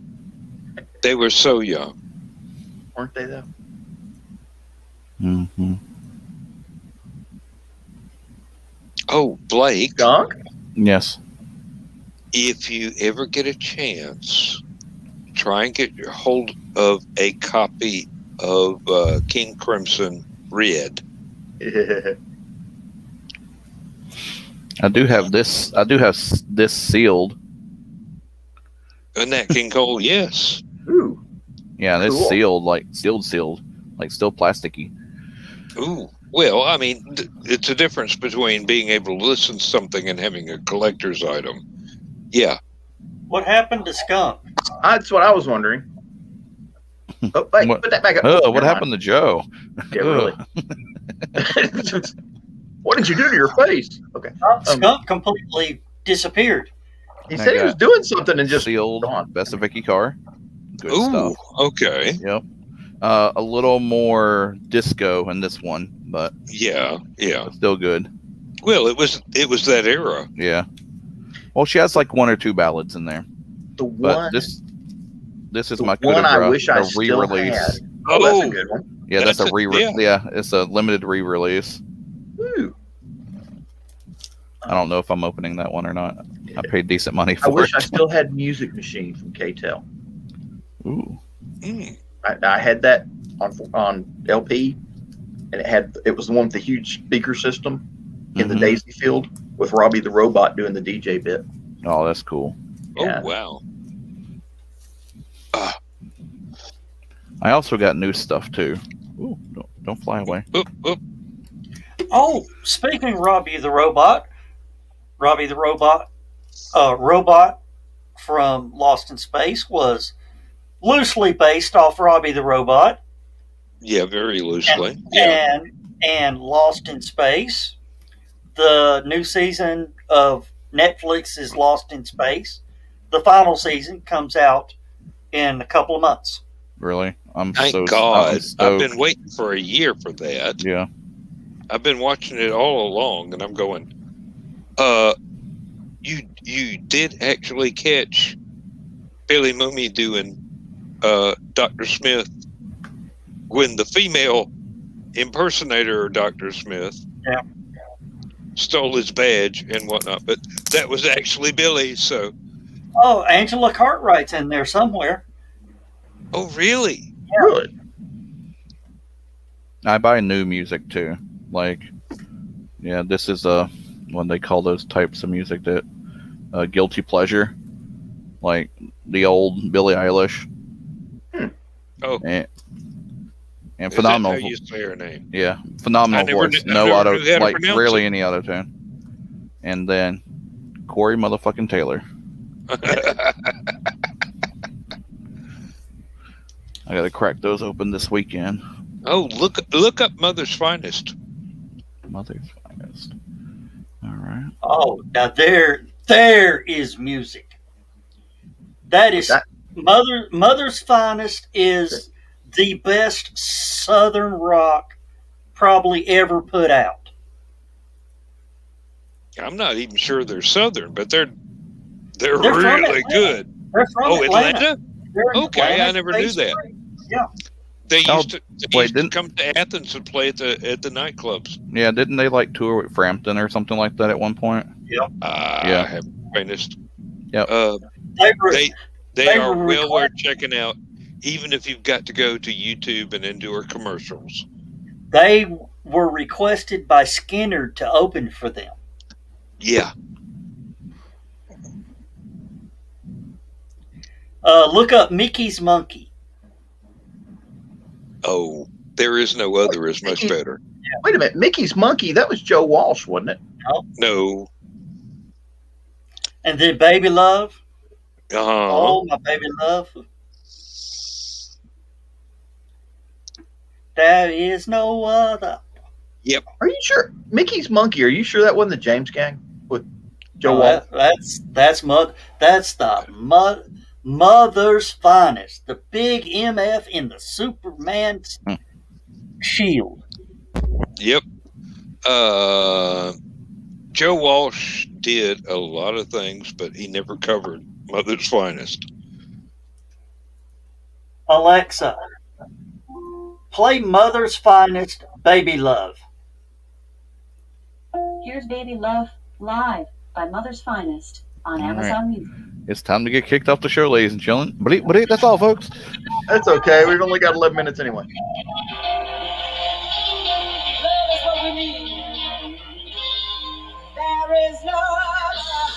Alexa, stop. Oh, I I could make the entire county hear that. Baby Love, Fire. Yep. Yeah, I definitely need to take a peek and check them Yep. out some. Here's another one for you. They play mostly instrumentals, Apocalyptic. but Dixie Dregs. Oh, yeah. Oh, yeah. Okay. Steve Morris is a guitar Ooh. god. Yep. That What- one what- G or two. what- What? Dregs. Dregs. DREGS. Mickey's Monkey was by the Miracles. Yeah, that was that a 50s or 60s? 63. 63. So they did do it. The Mother's Finest did do a cover of that, but they did Mother's it Finest really well. Martha and the Vandellas, the Hollies, Lou Christie, Cannibal and the Headhunters, the Young Rascals, John Cougar and the Mellencamp's, and the Supremes. Well, that's a very good pedigree right there. I want to say this real quick. Yeah. This could self-destruct at any second again. What'd you do? It was boiling hot in this room. Right. And I usually don't have the air conditioning on because why spend the money?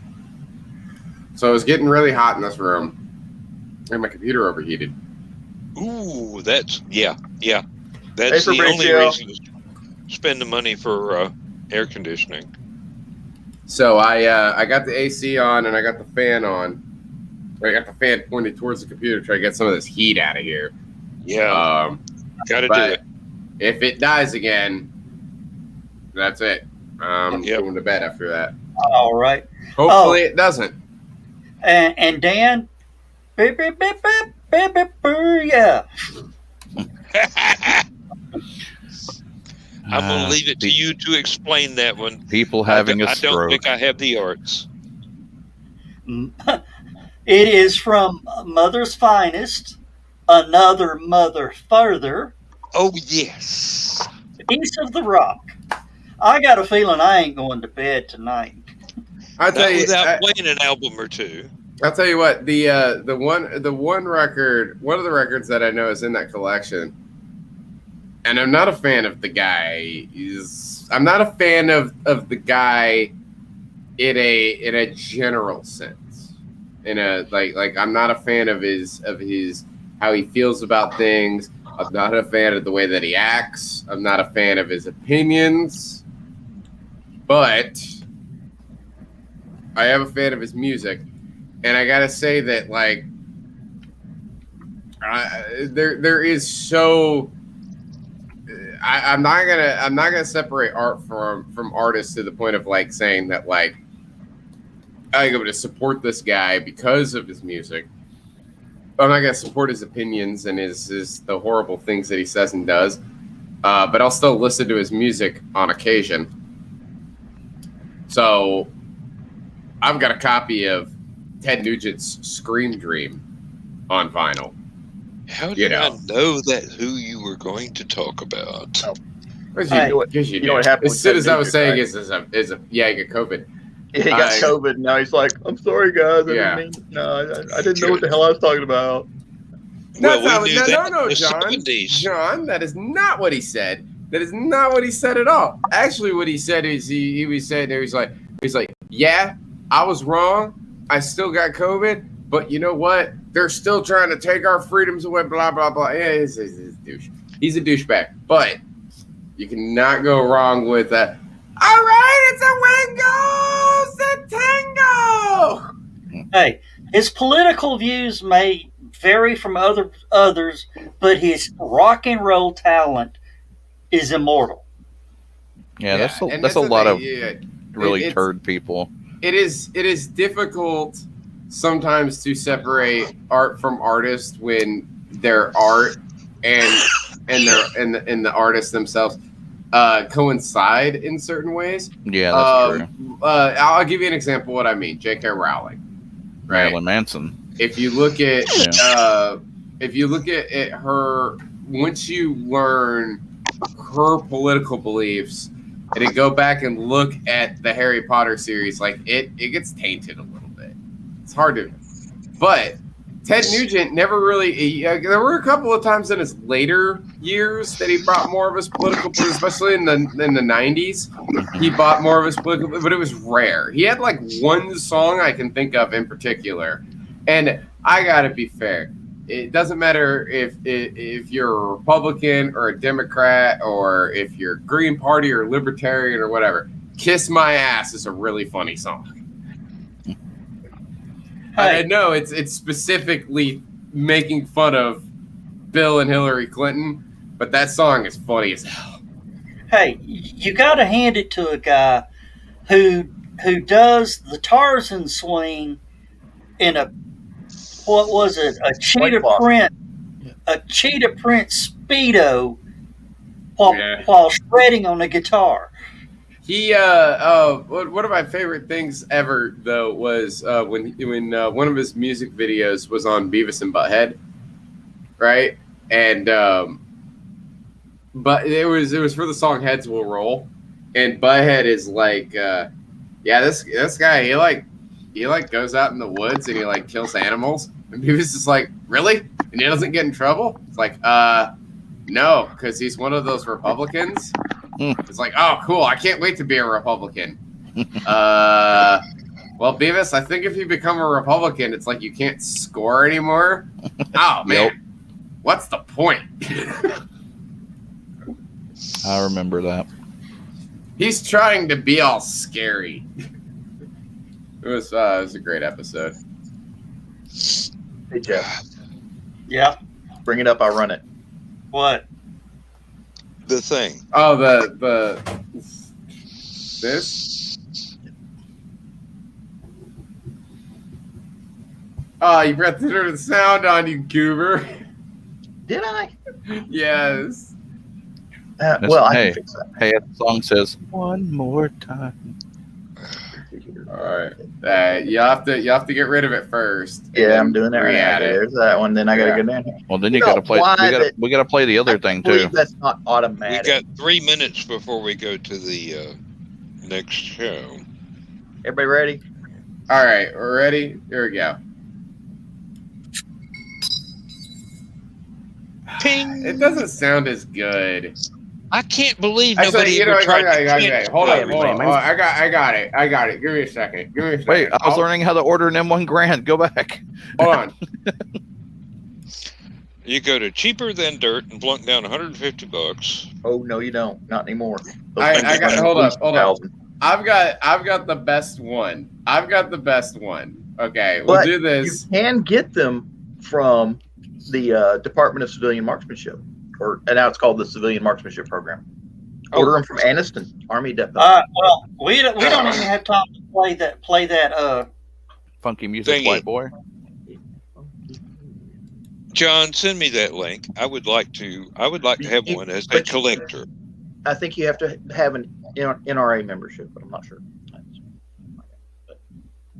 Well, I have a lapsed one, but Yeah, well, I'm just going to play about a quick blip of this, and then we're going to have to say goodnight, everybody.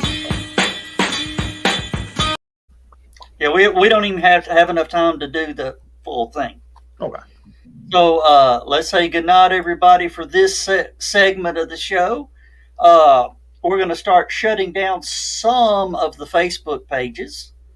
If you're are we watching, going to hang around after High Flight and not go to a different link? And then it transitions. Yeah. Or are we just doing a full transition?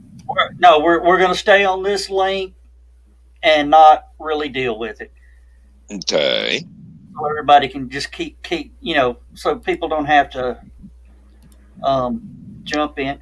Carly saying good night, and all right, let's hit the close, and we'll be right back with our other. Oh, wait a minute, Skunk wants to say something. Say it quick. Go ahead and go to the other show, and then I'll do it. We'll be back Good in idea. 2 and 2. Well, somebody sent me a message.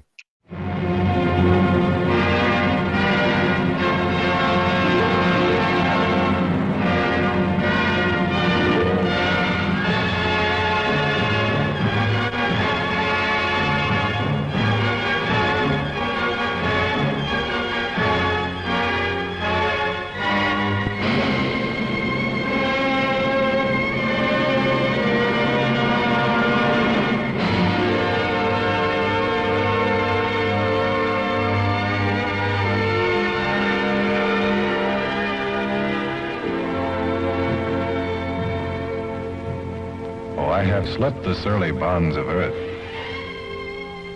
and danced the skies on laughter-silvered wings. Sunward I've climbed and joined the tumbling mirth of sun-split clouds and done 100 things you have not dreamed of. Wheeled and soared and swung high in the sunlit silence. Hovering there, I've chased the shouting wind along and flung my eager craft through footless halls of air. Up the long, delirious, burning blue, I've topped the windswept heights with easy grace, when never lark nor even eagle flew. And while with silent, lifting mind, I've trod the high, untrespassed sanctity of space, put out my hand and touched the face of God.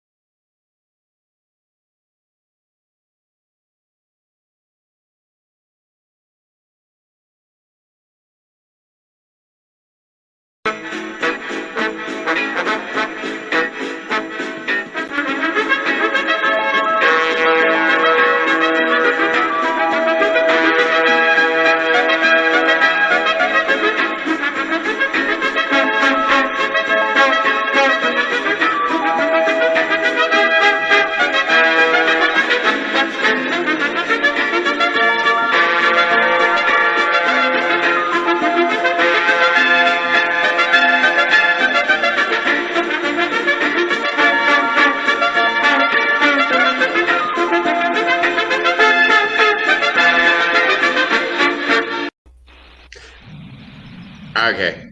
So this is the last thing I'm going to do, and then I'm going to go. Okay, John's here. I want John to see this. Bring that video up because I don't have access on this laptop. There's that.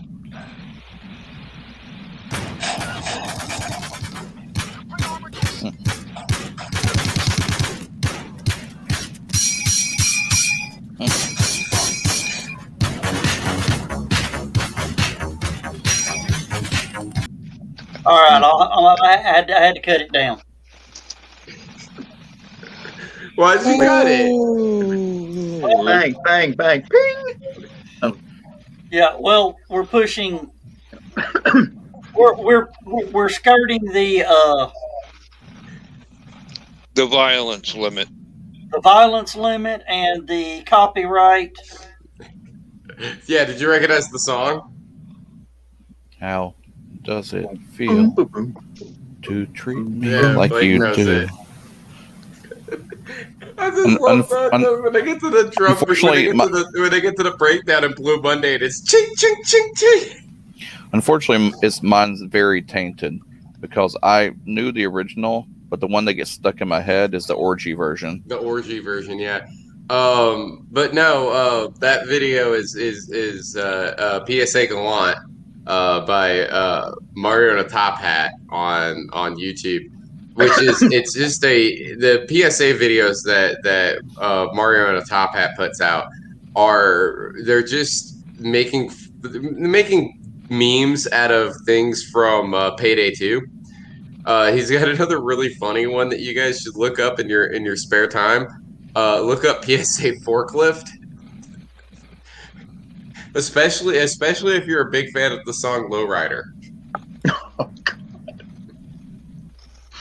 Oh god, it's so funny. But anyway, I'm gonna bounce, guys. Take it easy, man. All right, good night. All right, get these boots off and get ready for work in the morning. All right, we'll holler at you. Take care, guys.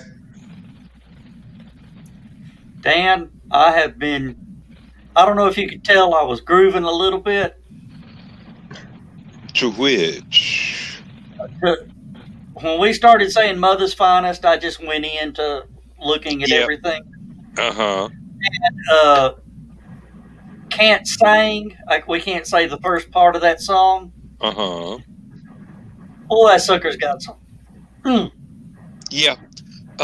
Like I said, they used to come to one of the nightclubs here in Athens regularly, and I was of the age to have been able to be in the crowd, but that was one of the difficult periods of my life, and I never actually got to see them live.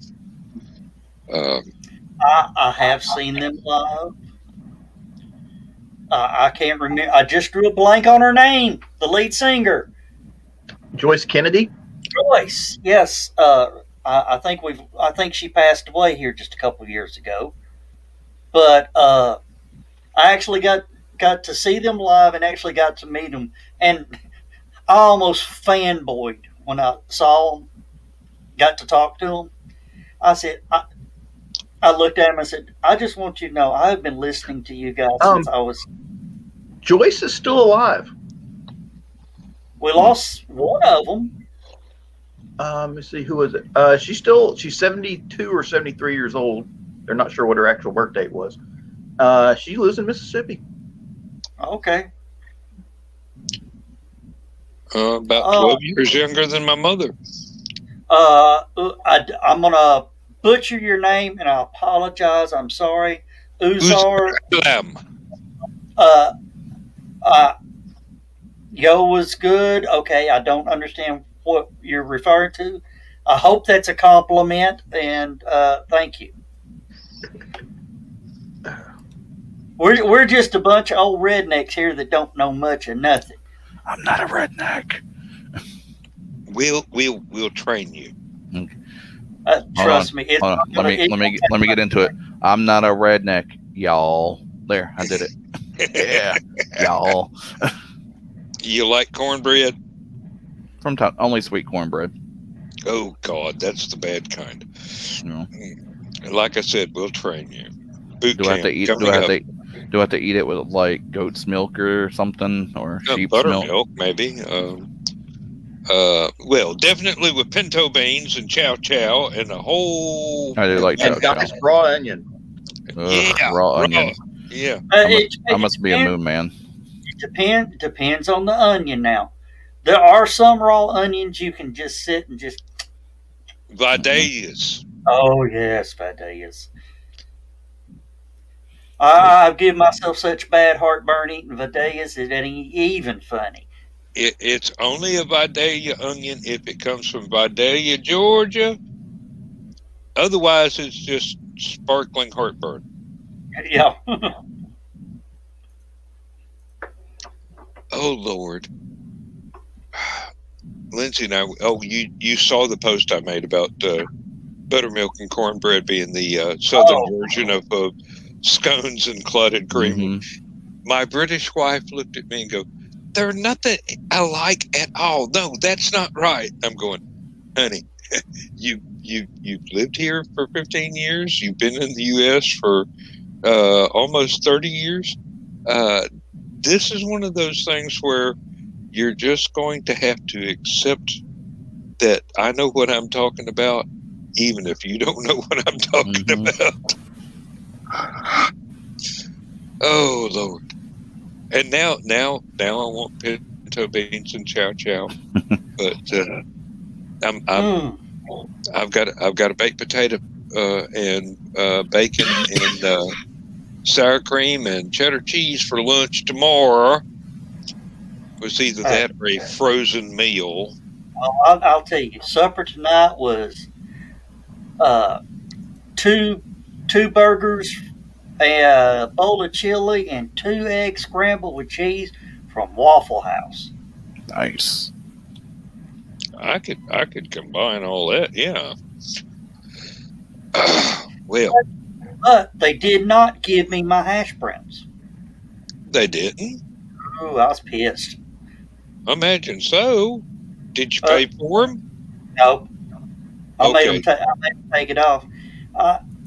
She says, I said, when she brought it up, I said, "Where's my hash browns?" She goes, "Oh, I forgot your hash browns. I'll have him order some." I heard her round the corner shout out the call for hash browns scattered. A few minutes later, she comes back around, refills my tea. She says, "Do you need anything?" I said, "Yeah, my hash browns you called." "Did I call in you some hash browns?" "Yeah." As I'm paying for the bill, I said, "I never got my hash browns." And they went, "Oh, we're sorry. Here, we'll knock $10 off." That's a decent price for hash browns, at least.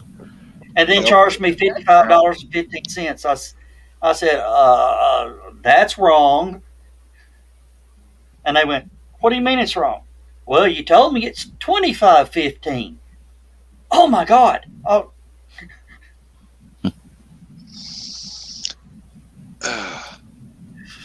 They are a bit overworked.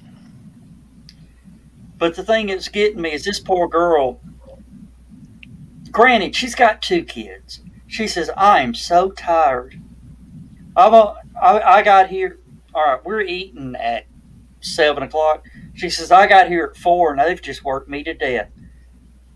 I mean, you couldn't hit a customer with a handful of chicken feed when we walked in. All the tables were clear.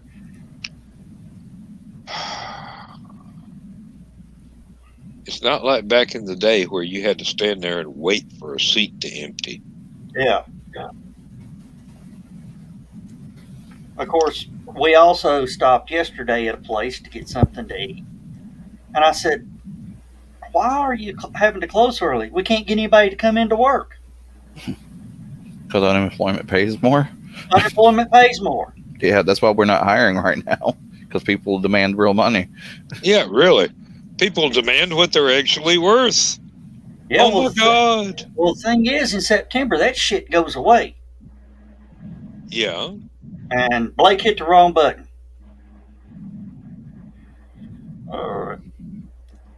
But, you know, it sort of gripes my butt a little bit that, you know, Wrong button, Blake. Wrong button. Well, if people would Am I not gonna have to just be change your paying name? starvation wages to folks that actually work for a living, then maybe they could keep some employees. Well, the thing is, the people that are on unemployment are already doing the fight for 15 without doing anything. Yeah. So why go back to an $8 an hour job when you can sit on your butt and make $15 an hour? You're talking to a man that makes $23.85 or $35. But you know what I mean. Like, Yeah, I know If you what you had mean, but so it's going to continue until it happens. So that's just me. Well, you know, I retired out at nearly $19 an hour in a highly skilled work labor position, having to take a drug test twice a year. If they're willing to go for that, I'm all for giving them 15. But I don't Well- see them. I don't see them flipping Well, burgers. I don't want. All right, my job is more technical. I work at a facility that does over $4 million a year. Given McDonald's probably does $4 million a year per store, but if they fuck up a hamburger, it is 12 cents of margin. If I fuck up a print job, it can be $40,000. So if they make 15 an hour, I need 25. Just saying. Yeah. Yep. And if Or I I'm just gonna stick my thumb in my butt and flip burgers for $1.90 less than what I make an hour right now. and if I mess up something, the company I work for loses Billions. $12 billion per year per country. Yeah. So yeah. I applaud the people smart enough to sit their ass at home right now, honestly, but it may need to come to an end. Well, there were circumstances beyond my control where that additional unexpected bonus to the unemployment during the shutdown actually not only kept my electricity on, but allowed me to climb my way out of debt that I had gotten myself into on my own. And I will admit that, but there were things, it was stuff that had to be replaced. You can't go without a refrigerator. You got to buy a new one when the old one dies. Gotta buy a washer and dryer. Washer and dryer. We're fixing to have to replace the stove, the microwave, and the refrigerator all at once. And Lindsay's looking into that, and she can get a deal. And I wish it wasn't necessary, but all of those appliances are getting on to be almost 30 years old now, except for the microwave, because they don't last that long. True. So, Well, I saved myself about $500. Our air conditioner went out, so we called somebody out to figure out what was going on, and the return line had ripped completely loose after it came through the wall of the house. They said, it's going to be between $500-$600 to replace the return line. The flexible hose. mm-hmm. I said, I can't do it right now. We'll just go to Walmart and buy a damn dryer hose and Needless to say, I was talking to John about it earlier. I'm into picking up scrap metal.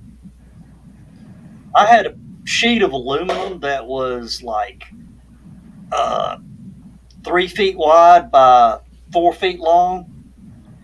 You can flip that around and make a nice little 16-inch diameter tube with some duct tape. Slide it in and zip tie the hell out of it. Hey, AC's on. Mm-hmm. And I'm $600 more in my wallet. Yep. But I will have to replace it eventually. Oh, no. Yes. I just saw something on TV 12 here. We've endured a lot of shortages over the last year, but now we face a chicken shortage at local restaurants. Again? Apparently. Because that happened beginning of the... No, wait, that was beef at the beginning of the year. And then pork. And now it's gas. You know, they're talking about drivers that know how to pump gasoline. And then Yeah, haul gas. Well, you remember when there was a glut on pork? yeah, Everybody's wanting bacon, Mm-hmm. but nobody was wanting the rest of the pig. So Nope. bacon. Do what? I got a smoker grill. I was getting all that stuff on sale. I got 2 pork the freezers other out. way. I got 2 deep freezers out in the back building. I've been grabbing everything I can. We may even have chicken at Halicon this year. Man, that'd be... Ooh, we should just do, like... Have you ever done, like, the pulled pork, beef, and chicken mix? And just do carnivore barbecue? No. That's a good, like, cause if you're opposed to one, you just don't eat. But you just buy all the surplus stuff. Like, you can if you're not telling people exactly what's in it. The very Halocon-centric topic, actually. You could actually put hearts and gizzards in and stuff like that. Shred them too, which I like both of those, anyways. I love gizzards. I will fight you for gizzard, but I'll give you every liver you want. Not liver, heart. Heart is good. So is lung. So is tongue. So. Well, chicken's just about like pork. You can eat everything but the cluck. Yeah, pretty much. And what comes out the rear, that's about it. Of course, you know, if you just keep your eye open, you can find like an 8-9 pound Boston butt pork roast for like $10-15. You know, I mean, just True. the problem is there's a big bone in it. Which makes it more flavorful, but you're paying for something you can't eat. Well, John, one of the things we do at Halicon, and Blake has opened the doors to the lobby of the hotel and went, yeah, it's Halicon. Mm-hmm. Every time I walk in, especially if I get there like early afternoon on Friday from driving down in the morning, I'm like, it's time for Halocon. Let me get my badge. Because we cook our barbecue on site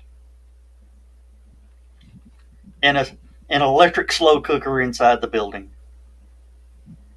You're so delicious. And I'm actually working on getting us some Ethernet lines dropped into the panel room and back by the DJ corner. Oh, that would be nice. When would be a good time for us to talk about modifying the Thursday night show for Halicon-centric broadcast? We're going to have to do that in private? Okay, yeah. Well, that's one of the things I want to know. Is that going to be like permanent, or is that just something we're going to do occasionally when we have Halicon topics?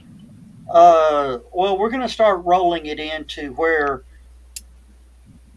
closer to Halicon, it'll be more Halicon-centric. Like roll it 20% now, then 30% next month. The next month is 40%, then 50% kind of deal. Really push it towards October. Yeah, so like August, September, and October are pretty much all Halocon all the time. Well, I mean, Joe's got to line up guests for that sort of thing, because that's the idea, is for us to push everything. But the guests will be popping up, hopefully, wink, wink, nudge, nudge, and talking about what they want, what they're going to do for Halocon and how they're going to help us out, blah blah blah. Yeah. So fingers crossed. I just want to know: are we going to do it like this, or are we going to have a private session? Well, we'll do a private session real soon. Okay, But one of the things is by using StreamYard, we will actually remote in a few guests. well, yeah. People I will be mean- sitting in the panel room, actually watching it on the screen, but will be able to interact with them, Mhm. which will be insanely crazy idea. Now, do you know does the hotel have enough internet bandwidth for us to actually do video? If we can hardline in, yes. Okay, yeah. I understand that now. It took me a second to parse it, but yeah. Wi-Fi is not going to cut it. Yeah, All right. we're going to have two dedicated lines to the router. And that'll just make life a whole lot. And that would make things run a lot smoother. Yep. All right, we're just gonna have to brainstorm a hell of a lot to get this working right. Yeah, we will. Theoretically, before we actually get there and see what we're wind up having to deal with hardware. So, yeah, and Joe's going to have to pull strings to get enough hardware for everything to happen. I'd be more than happy to crawl through the in between the floors to help if I can. Oh, we got a volunteer for the Jeffries tubes. Mm-hmm. Blake, it's already being handled by the hotel. Blake, do you have a red shirt? I can get one. Just Oh. check. Oh yeah. Don't wear it. Put on a blue one. Mhm. Blake, what do you think of my idea of one year having the theme of baby dolls? That could be fun. You know, the no more than 18-inch tall baby dolls. I everywhere. have two vendors for you then that will put up displays in the front for you. There is I see Dan going, "Oh, you're just wanting to kill people, aren't you?" there's No, I'm going. You got some splaining to do, Lucy. hold on, I'm hopping in. You know how baby dolls freak people out. Of course, the one that I want to do so bad, I'll need to find a little person and dress them up as a zombie and a clown. That would be fun. I want to try to share this. I'm not very good at sharing stuff anymore. All right, share screen. Don't show these tips again. Share screen. Share. I don't need to share audio. Brave tab. Facebook. Boom. All right, can you see this?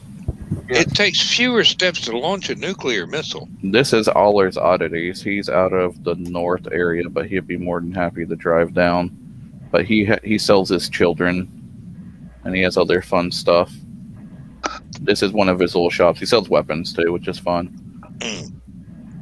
But yeah, he does like bears and like holiday versions and odd clocks. That's cool. Yeah, so he'll be more than happy. He takes a decent amount of space though, so would have to get him a corner somewhere in the front room. But Joe, does Helicon do an art show? We've looked into it. We don't have the space for it. If we actually sort of rented a hotel room, gutted it out, and put up stuff in, we 4x4 panels and all that. I figured it out. We opened the doors, $20 in the hole. Okay. I was just wondering because there's an artist up there on Lookout Mountain that usually has something in the art show at LibertyCon, and I just wondered whether or not Helicon could afford something similar. I would love to do it, but there is not physically enough space to do an art show. I understand. Money is the deciding factor. And space Yeah. costs money. Ah, Oh, They're going to that's show the all 3 of the original movies on May the 4th. now $12. are they the original movies, or are they the? I don't know. It says original Star Wars trilogy. Hey, I don't think they put the redo out on film. They certainly messed up my video collection. I've had to buy all kinds of updates and upgrades. Oh, I've got something cool. I've got the despecialized edition Oh, on Blu-ray. Betamax. Somebody went in and took all the took out all the extra scenes and redone scenes and remastered and did all that and put them on Blu-ray. That's cool. one of these days I'm going to have to buy one of those things. I am sad. I am out of my Coca-Cola with coffee dark roast. How Oh, is that? The vanilla one is delicious. Basically, it would be like if you had a Coke float using coffee flavored ice cream. And this one is a very similar flavor. It's just a little more bitter. They're expensive as all get out. They're like $2.29 a piece. well, no wonder they're bitter. I'd be bitter. Oh, I guess they make you bitter. But Yeah, John, that's exactly it. It's remastered editions of. But when the Death Star blows up, it's not the fire ring. It's not the ring. Yeah, okay. It's the and the little thingies bounce off the lens.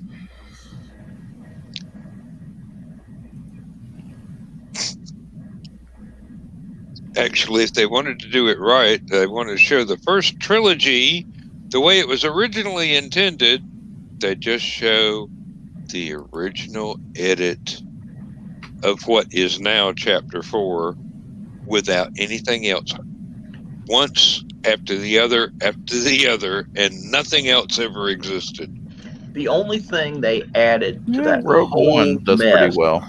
that was worth a darn was the part with Biggs Darklighter Mm-hmm. when he was first. It's like in the very first of the movie. Yeah, him I and Luke, remember from the novelization. Yes. him and Luke are talking at Tashi Station. Yep. And Biggs is getting ready to go off and join the Empire. He just got his station, or he just finished the academy, and he's getting ready to go to his first station. And he's supposed to be going to an Imperial freighter. He winds up with the Rebellion flying an X-wing fighter. Isn't that the scene where they come out and they look up and go, "Ooh, there's a battle going on up there"? And he pulls out, or he goes up to Biggs and says, "Oh, there was a space battle going on a minute." And they pull it out. It just looks like they're refueling now. These aren't the droids that escaped your ass. Yeah, they're not allowed to show anything but the new versions. That's all right.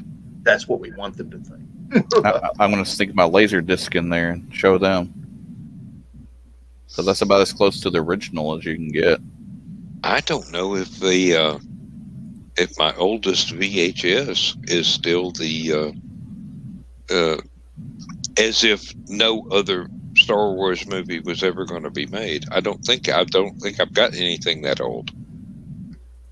I wish I did. My sister got me the original trilogy, the first 3 movies, on VHS Mm-hmm. for Christmas. Well, I've got every fucking thing. Right. It was in the bonus material, but they added it to one of the restored versions. Something like that. Yeah, you can click on watching deleted scenes, and boom.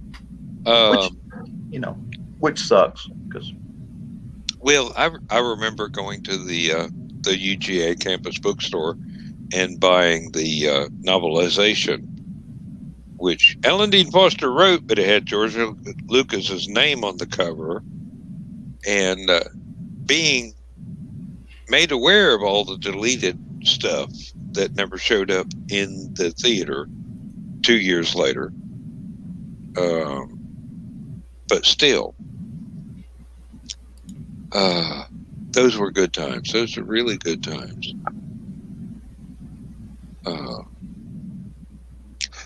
Sometimes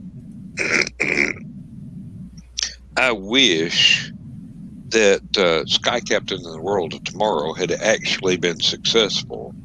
That was a really cool, Yeah, it was a really cool concept, and it was a really one of neat the best movie. diesel punk films ever.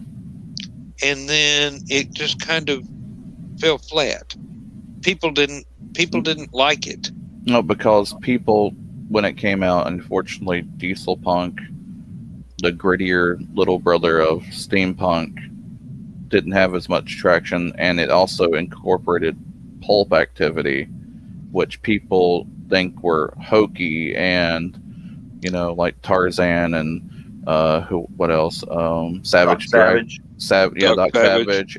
And even if you go on the other Savage Dragon, stuff like that, it was more pulpy. Like, people could get behind Indiana Jones years later. Like, it did well in the box office, but people got behind Indiana Jones, and that's a nice diesel punk movie as well. So, well, what about the one that came out just a couple of years ago, where entire cities were on the move, battling each other? Oh gosh, Mortal Engines. Yeah. Is that Mortal Engines? Mortal Yeah, Engines. but they stole that from John Carter, Warlord of Mars. Wait, what? John Carter of Mars was the movie, but yeah, well, and that's another great one that fell flat.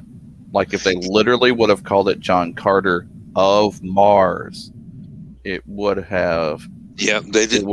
They did not market it. They did not market it, and they should have, because here's the thing: Edgar Rice Burroughs, creator of Tarzan, boom, instant audience. Nobody knew. Like, I'm not calling people this stupid, but I'm calling people this stupid. When you give something a full title, people go and research that thing. That would be like us just be calling our show Clock. Hi, we're Clock, but no, we're Stupid O'Clock, and now we're Super. Or like calling Star Wars Luke.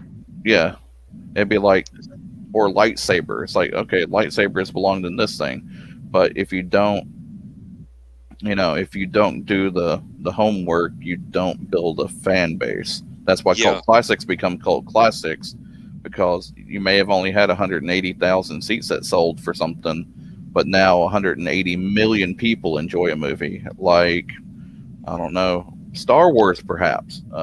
Star Wars was fairly successful in its opening runs, but now it's like a bajillion million people, who actually watch it. Rocky Horror Picture Show, Attack of the Killer Tomatoes, all kinds of things like that. Reanimator. Yeah, Reanimator. Oh, yeah, Reanimator. Which, classic sci-fi, but, Yeah. I still say... I don't even have it over here. I still say Patrick Stewart missed out on probably one of the greatest movies ever. Life Force? Nope. No. I forgot the damn name of it now. It's where he plays the gumshoe in the holodecks. Oh, Dick. Hold on, what's his name? Oh my God. Dixon Hill. Yeah, Dixon Hill. Oh my God, thank you. If they had done a Dixon Hill movie, started out him as Dixon Hill, going through the whole thing, fighting off whoever, shooting up everybody, close the movie. The last scene in the end credits, the cut scene, holodeck end program. Nope. Computer in program. Nope. Even more backwards. What?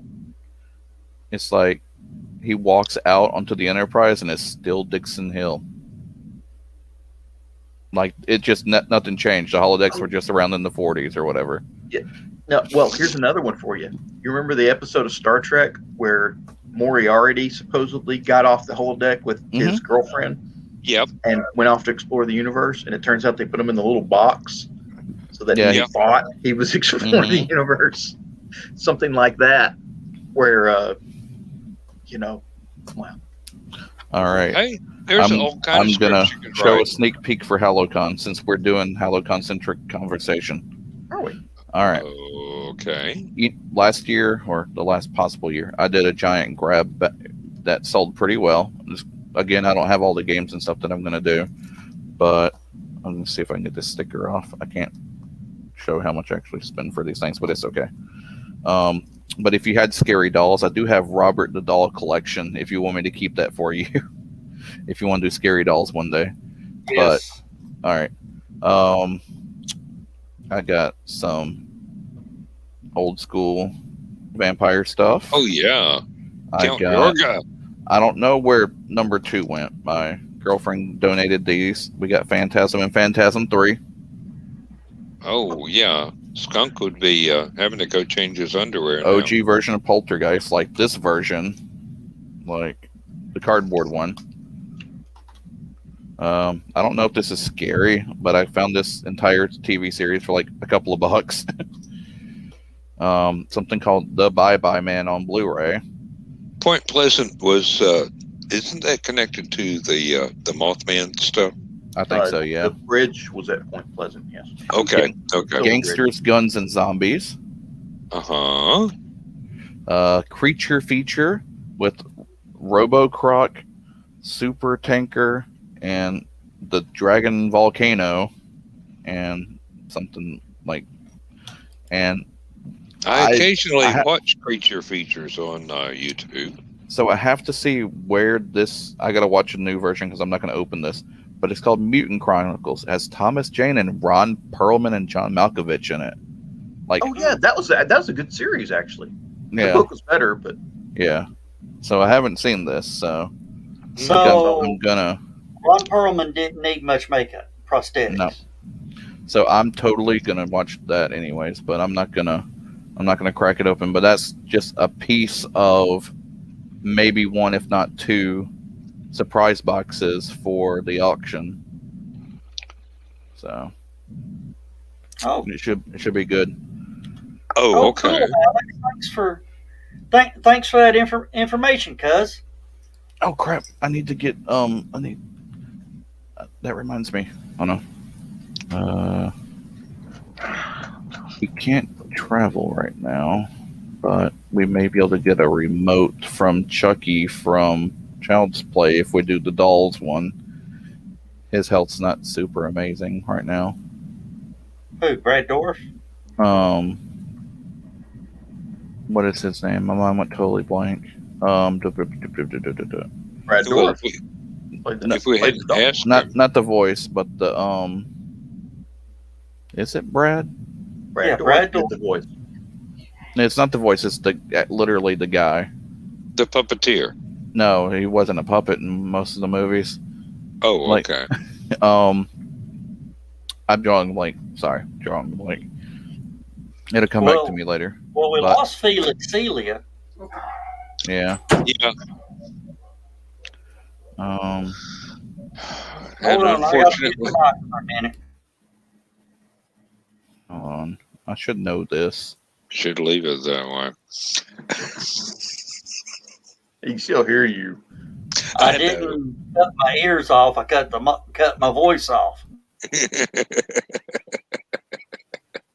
Ed Gale.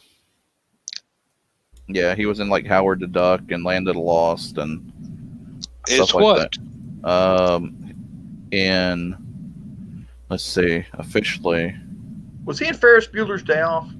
I want to check. I just added him recently. He added me back. He seems to be a really cool guy. Let's see. He was in. Scroll down to in Phantasm 2. He was one of the hooded dwarfs. In let's see, Howard the Duck. He was Howard T. Duck. Oh, wow. He was Dink in Spaceballs. He was Oscar and Friday the 13th, the series. He was stationed in Bill and Ted's Bogus Journey. Okay. He was the TV sponsor guy from Attack of the 50-Foot Two Women. Baby Blue in the Jungle Book. Trying to think. He was in Weird Science as the Genie Master, the TV series. Oh, okay. Yeah. That did not get carried on long enough. That should have been. That should have gotten a second season. Let's see. He's done a lot of stuff for like. He did like My Name Is Earl, Bones. Hey, he was. Oh my gosh, we got to get him. He was in Chopper Chicks and Zombie Town. Yeah, I'll send him a message. Oh, isn't that the one they reference in the Neon Trees video? Don't know. Yeah, he was the stunt double for Chucky. Oh no, you forgot his biggest role. Which one? Oh brother, wherefore art thou? He played the little man. Oh yeah, That's probably the one role everybody'd remember him for. yeah. Wow. So yeah, He ain't lying. He's a really cool guy. So I was happy when he friended me back. So I'll see what he's up to. Let's see what he's up to now, actually. Let's see.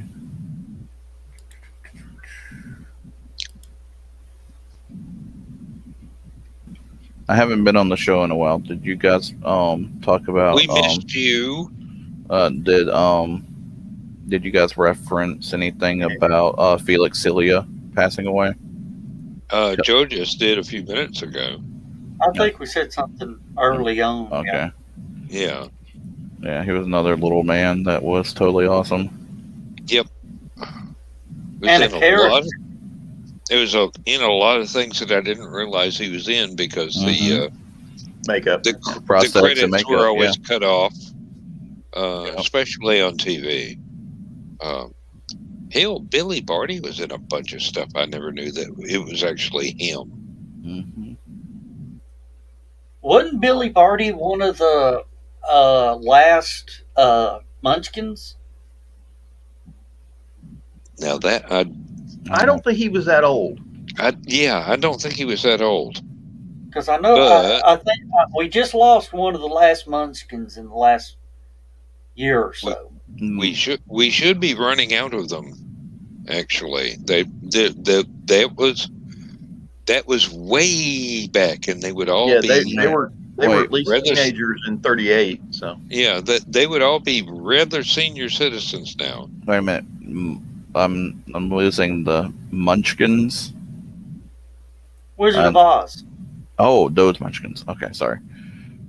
You were thinking Steve Jackson games, weren't you? Yeah, I'm like, huh? It's like Steve Jackson's not that old. he might be. No, but he keeps hiring people in the background, and they're old, and they keep passing away. No. It was a stupid joke. Shut up, Dan. Yeah. But it's all good. We're here for the stupid jokes and the fun times. Yeah, get out. Yeah, you show me pictures of my dad. Sure, shut up.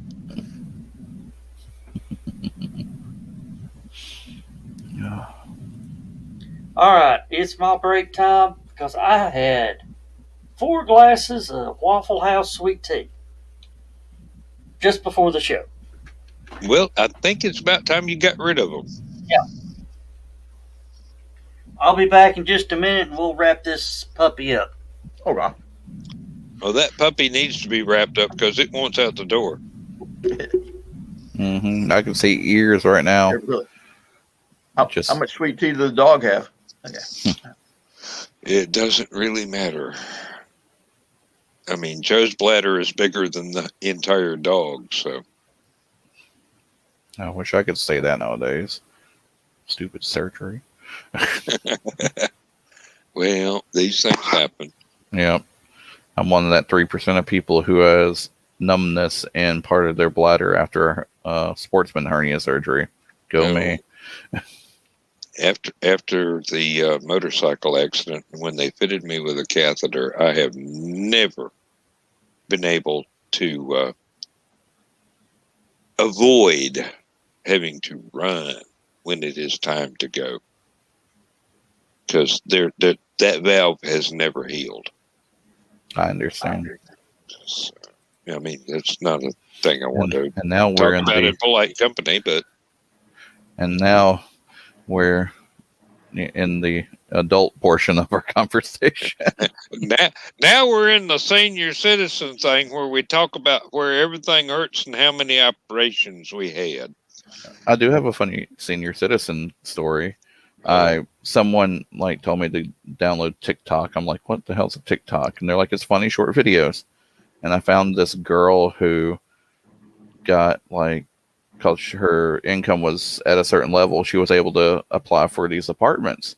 And she's like, oh man, this is cool, blah blah blah. I think she said $650 for a 2-bedroom apartment. That's amazing in my town. Come to find out, it's a retiree center, and it's based on like like if your social security level would equal that much. And she ends up like befriending like the entire neighborhood. She's like, she's like, I don't even have to shop for groceries anymore. They just bring me food every day, as long as I go and help them with their laundry or something. I heard about that last yep. week. She accidentally moved into a senior citizen center. I think I'm down for that myself. That would be amazing. Oh, Thessaly is on TikTok. Senior Citizen Center, is that your plans for retirement, Dan? That's my plans for retirement. My plans for retirement is to build a fort all the way around the house. I don't care if it's made out of pillows. I'd love to join Senior Citizen Center if I could be the DM.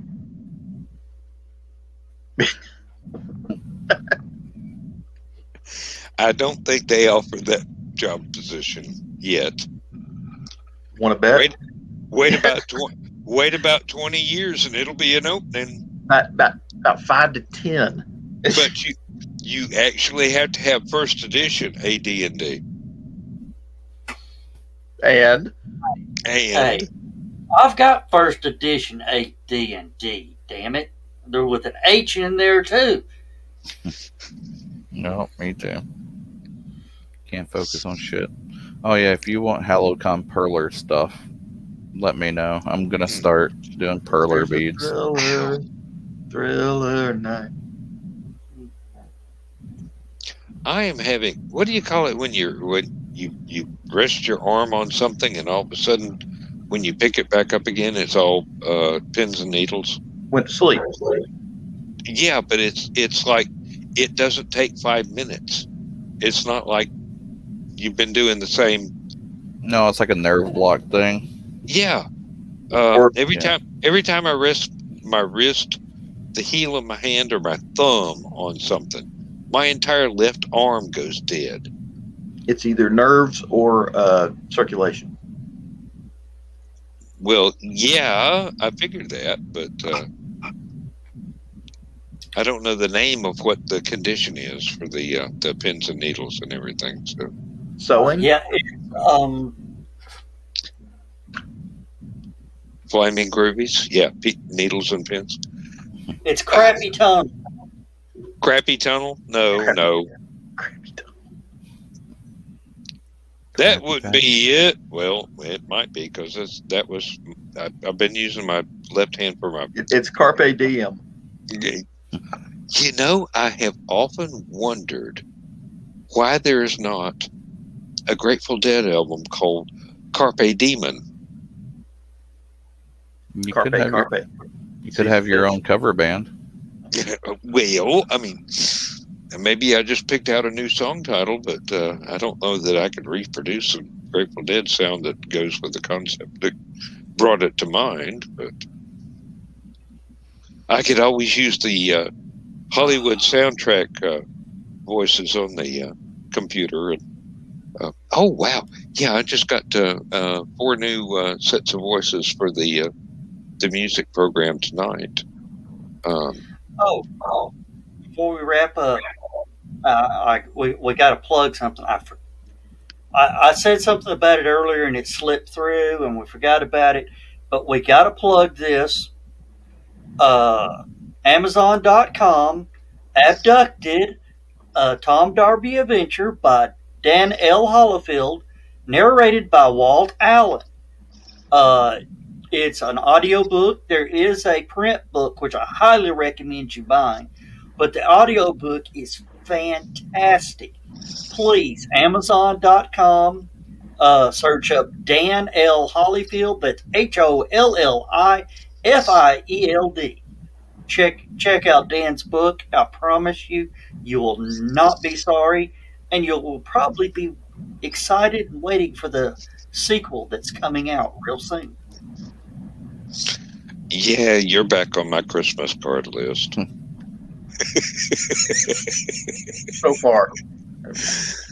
And with that, I think we're going to wrap her up, guys. I am beat. I understand all too well. Motion to close the show. Second. Oh. Motion in the ocean. Go Motion for it. seconded. Oh, do we vote? Anybody wants to hang around, hang around. It I'm just always won't be here. broadcast. Those that vote to close the show say aye. Aye. R. Motion carried. Good night, everybody.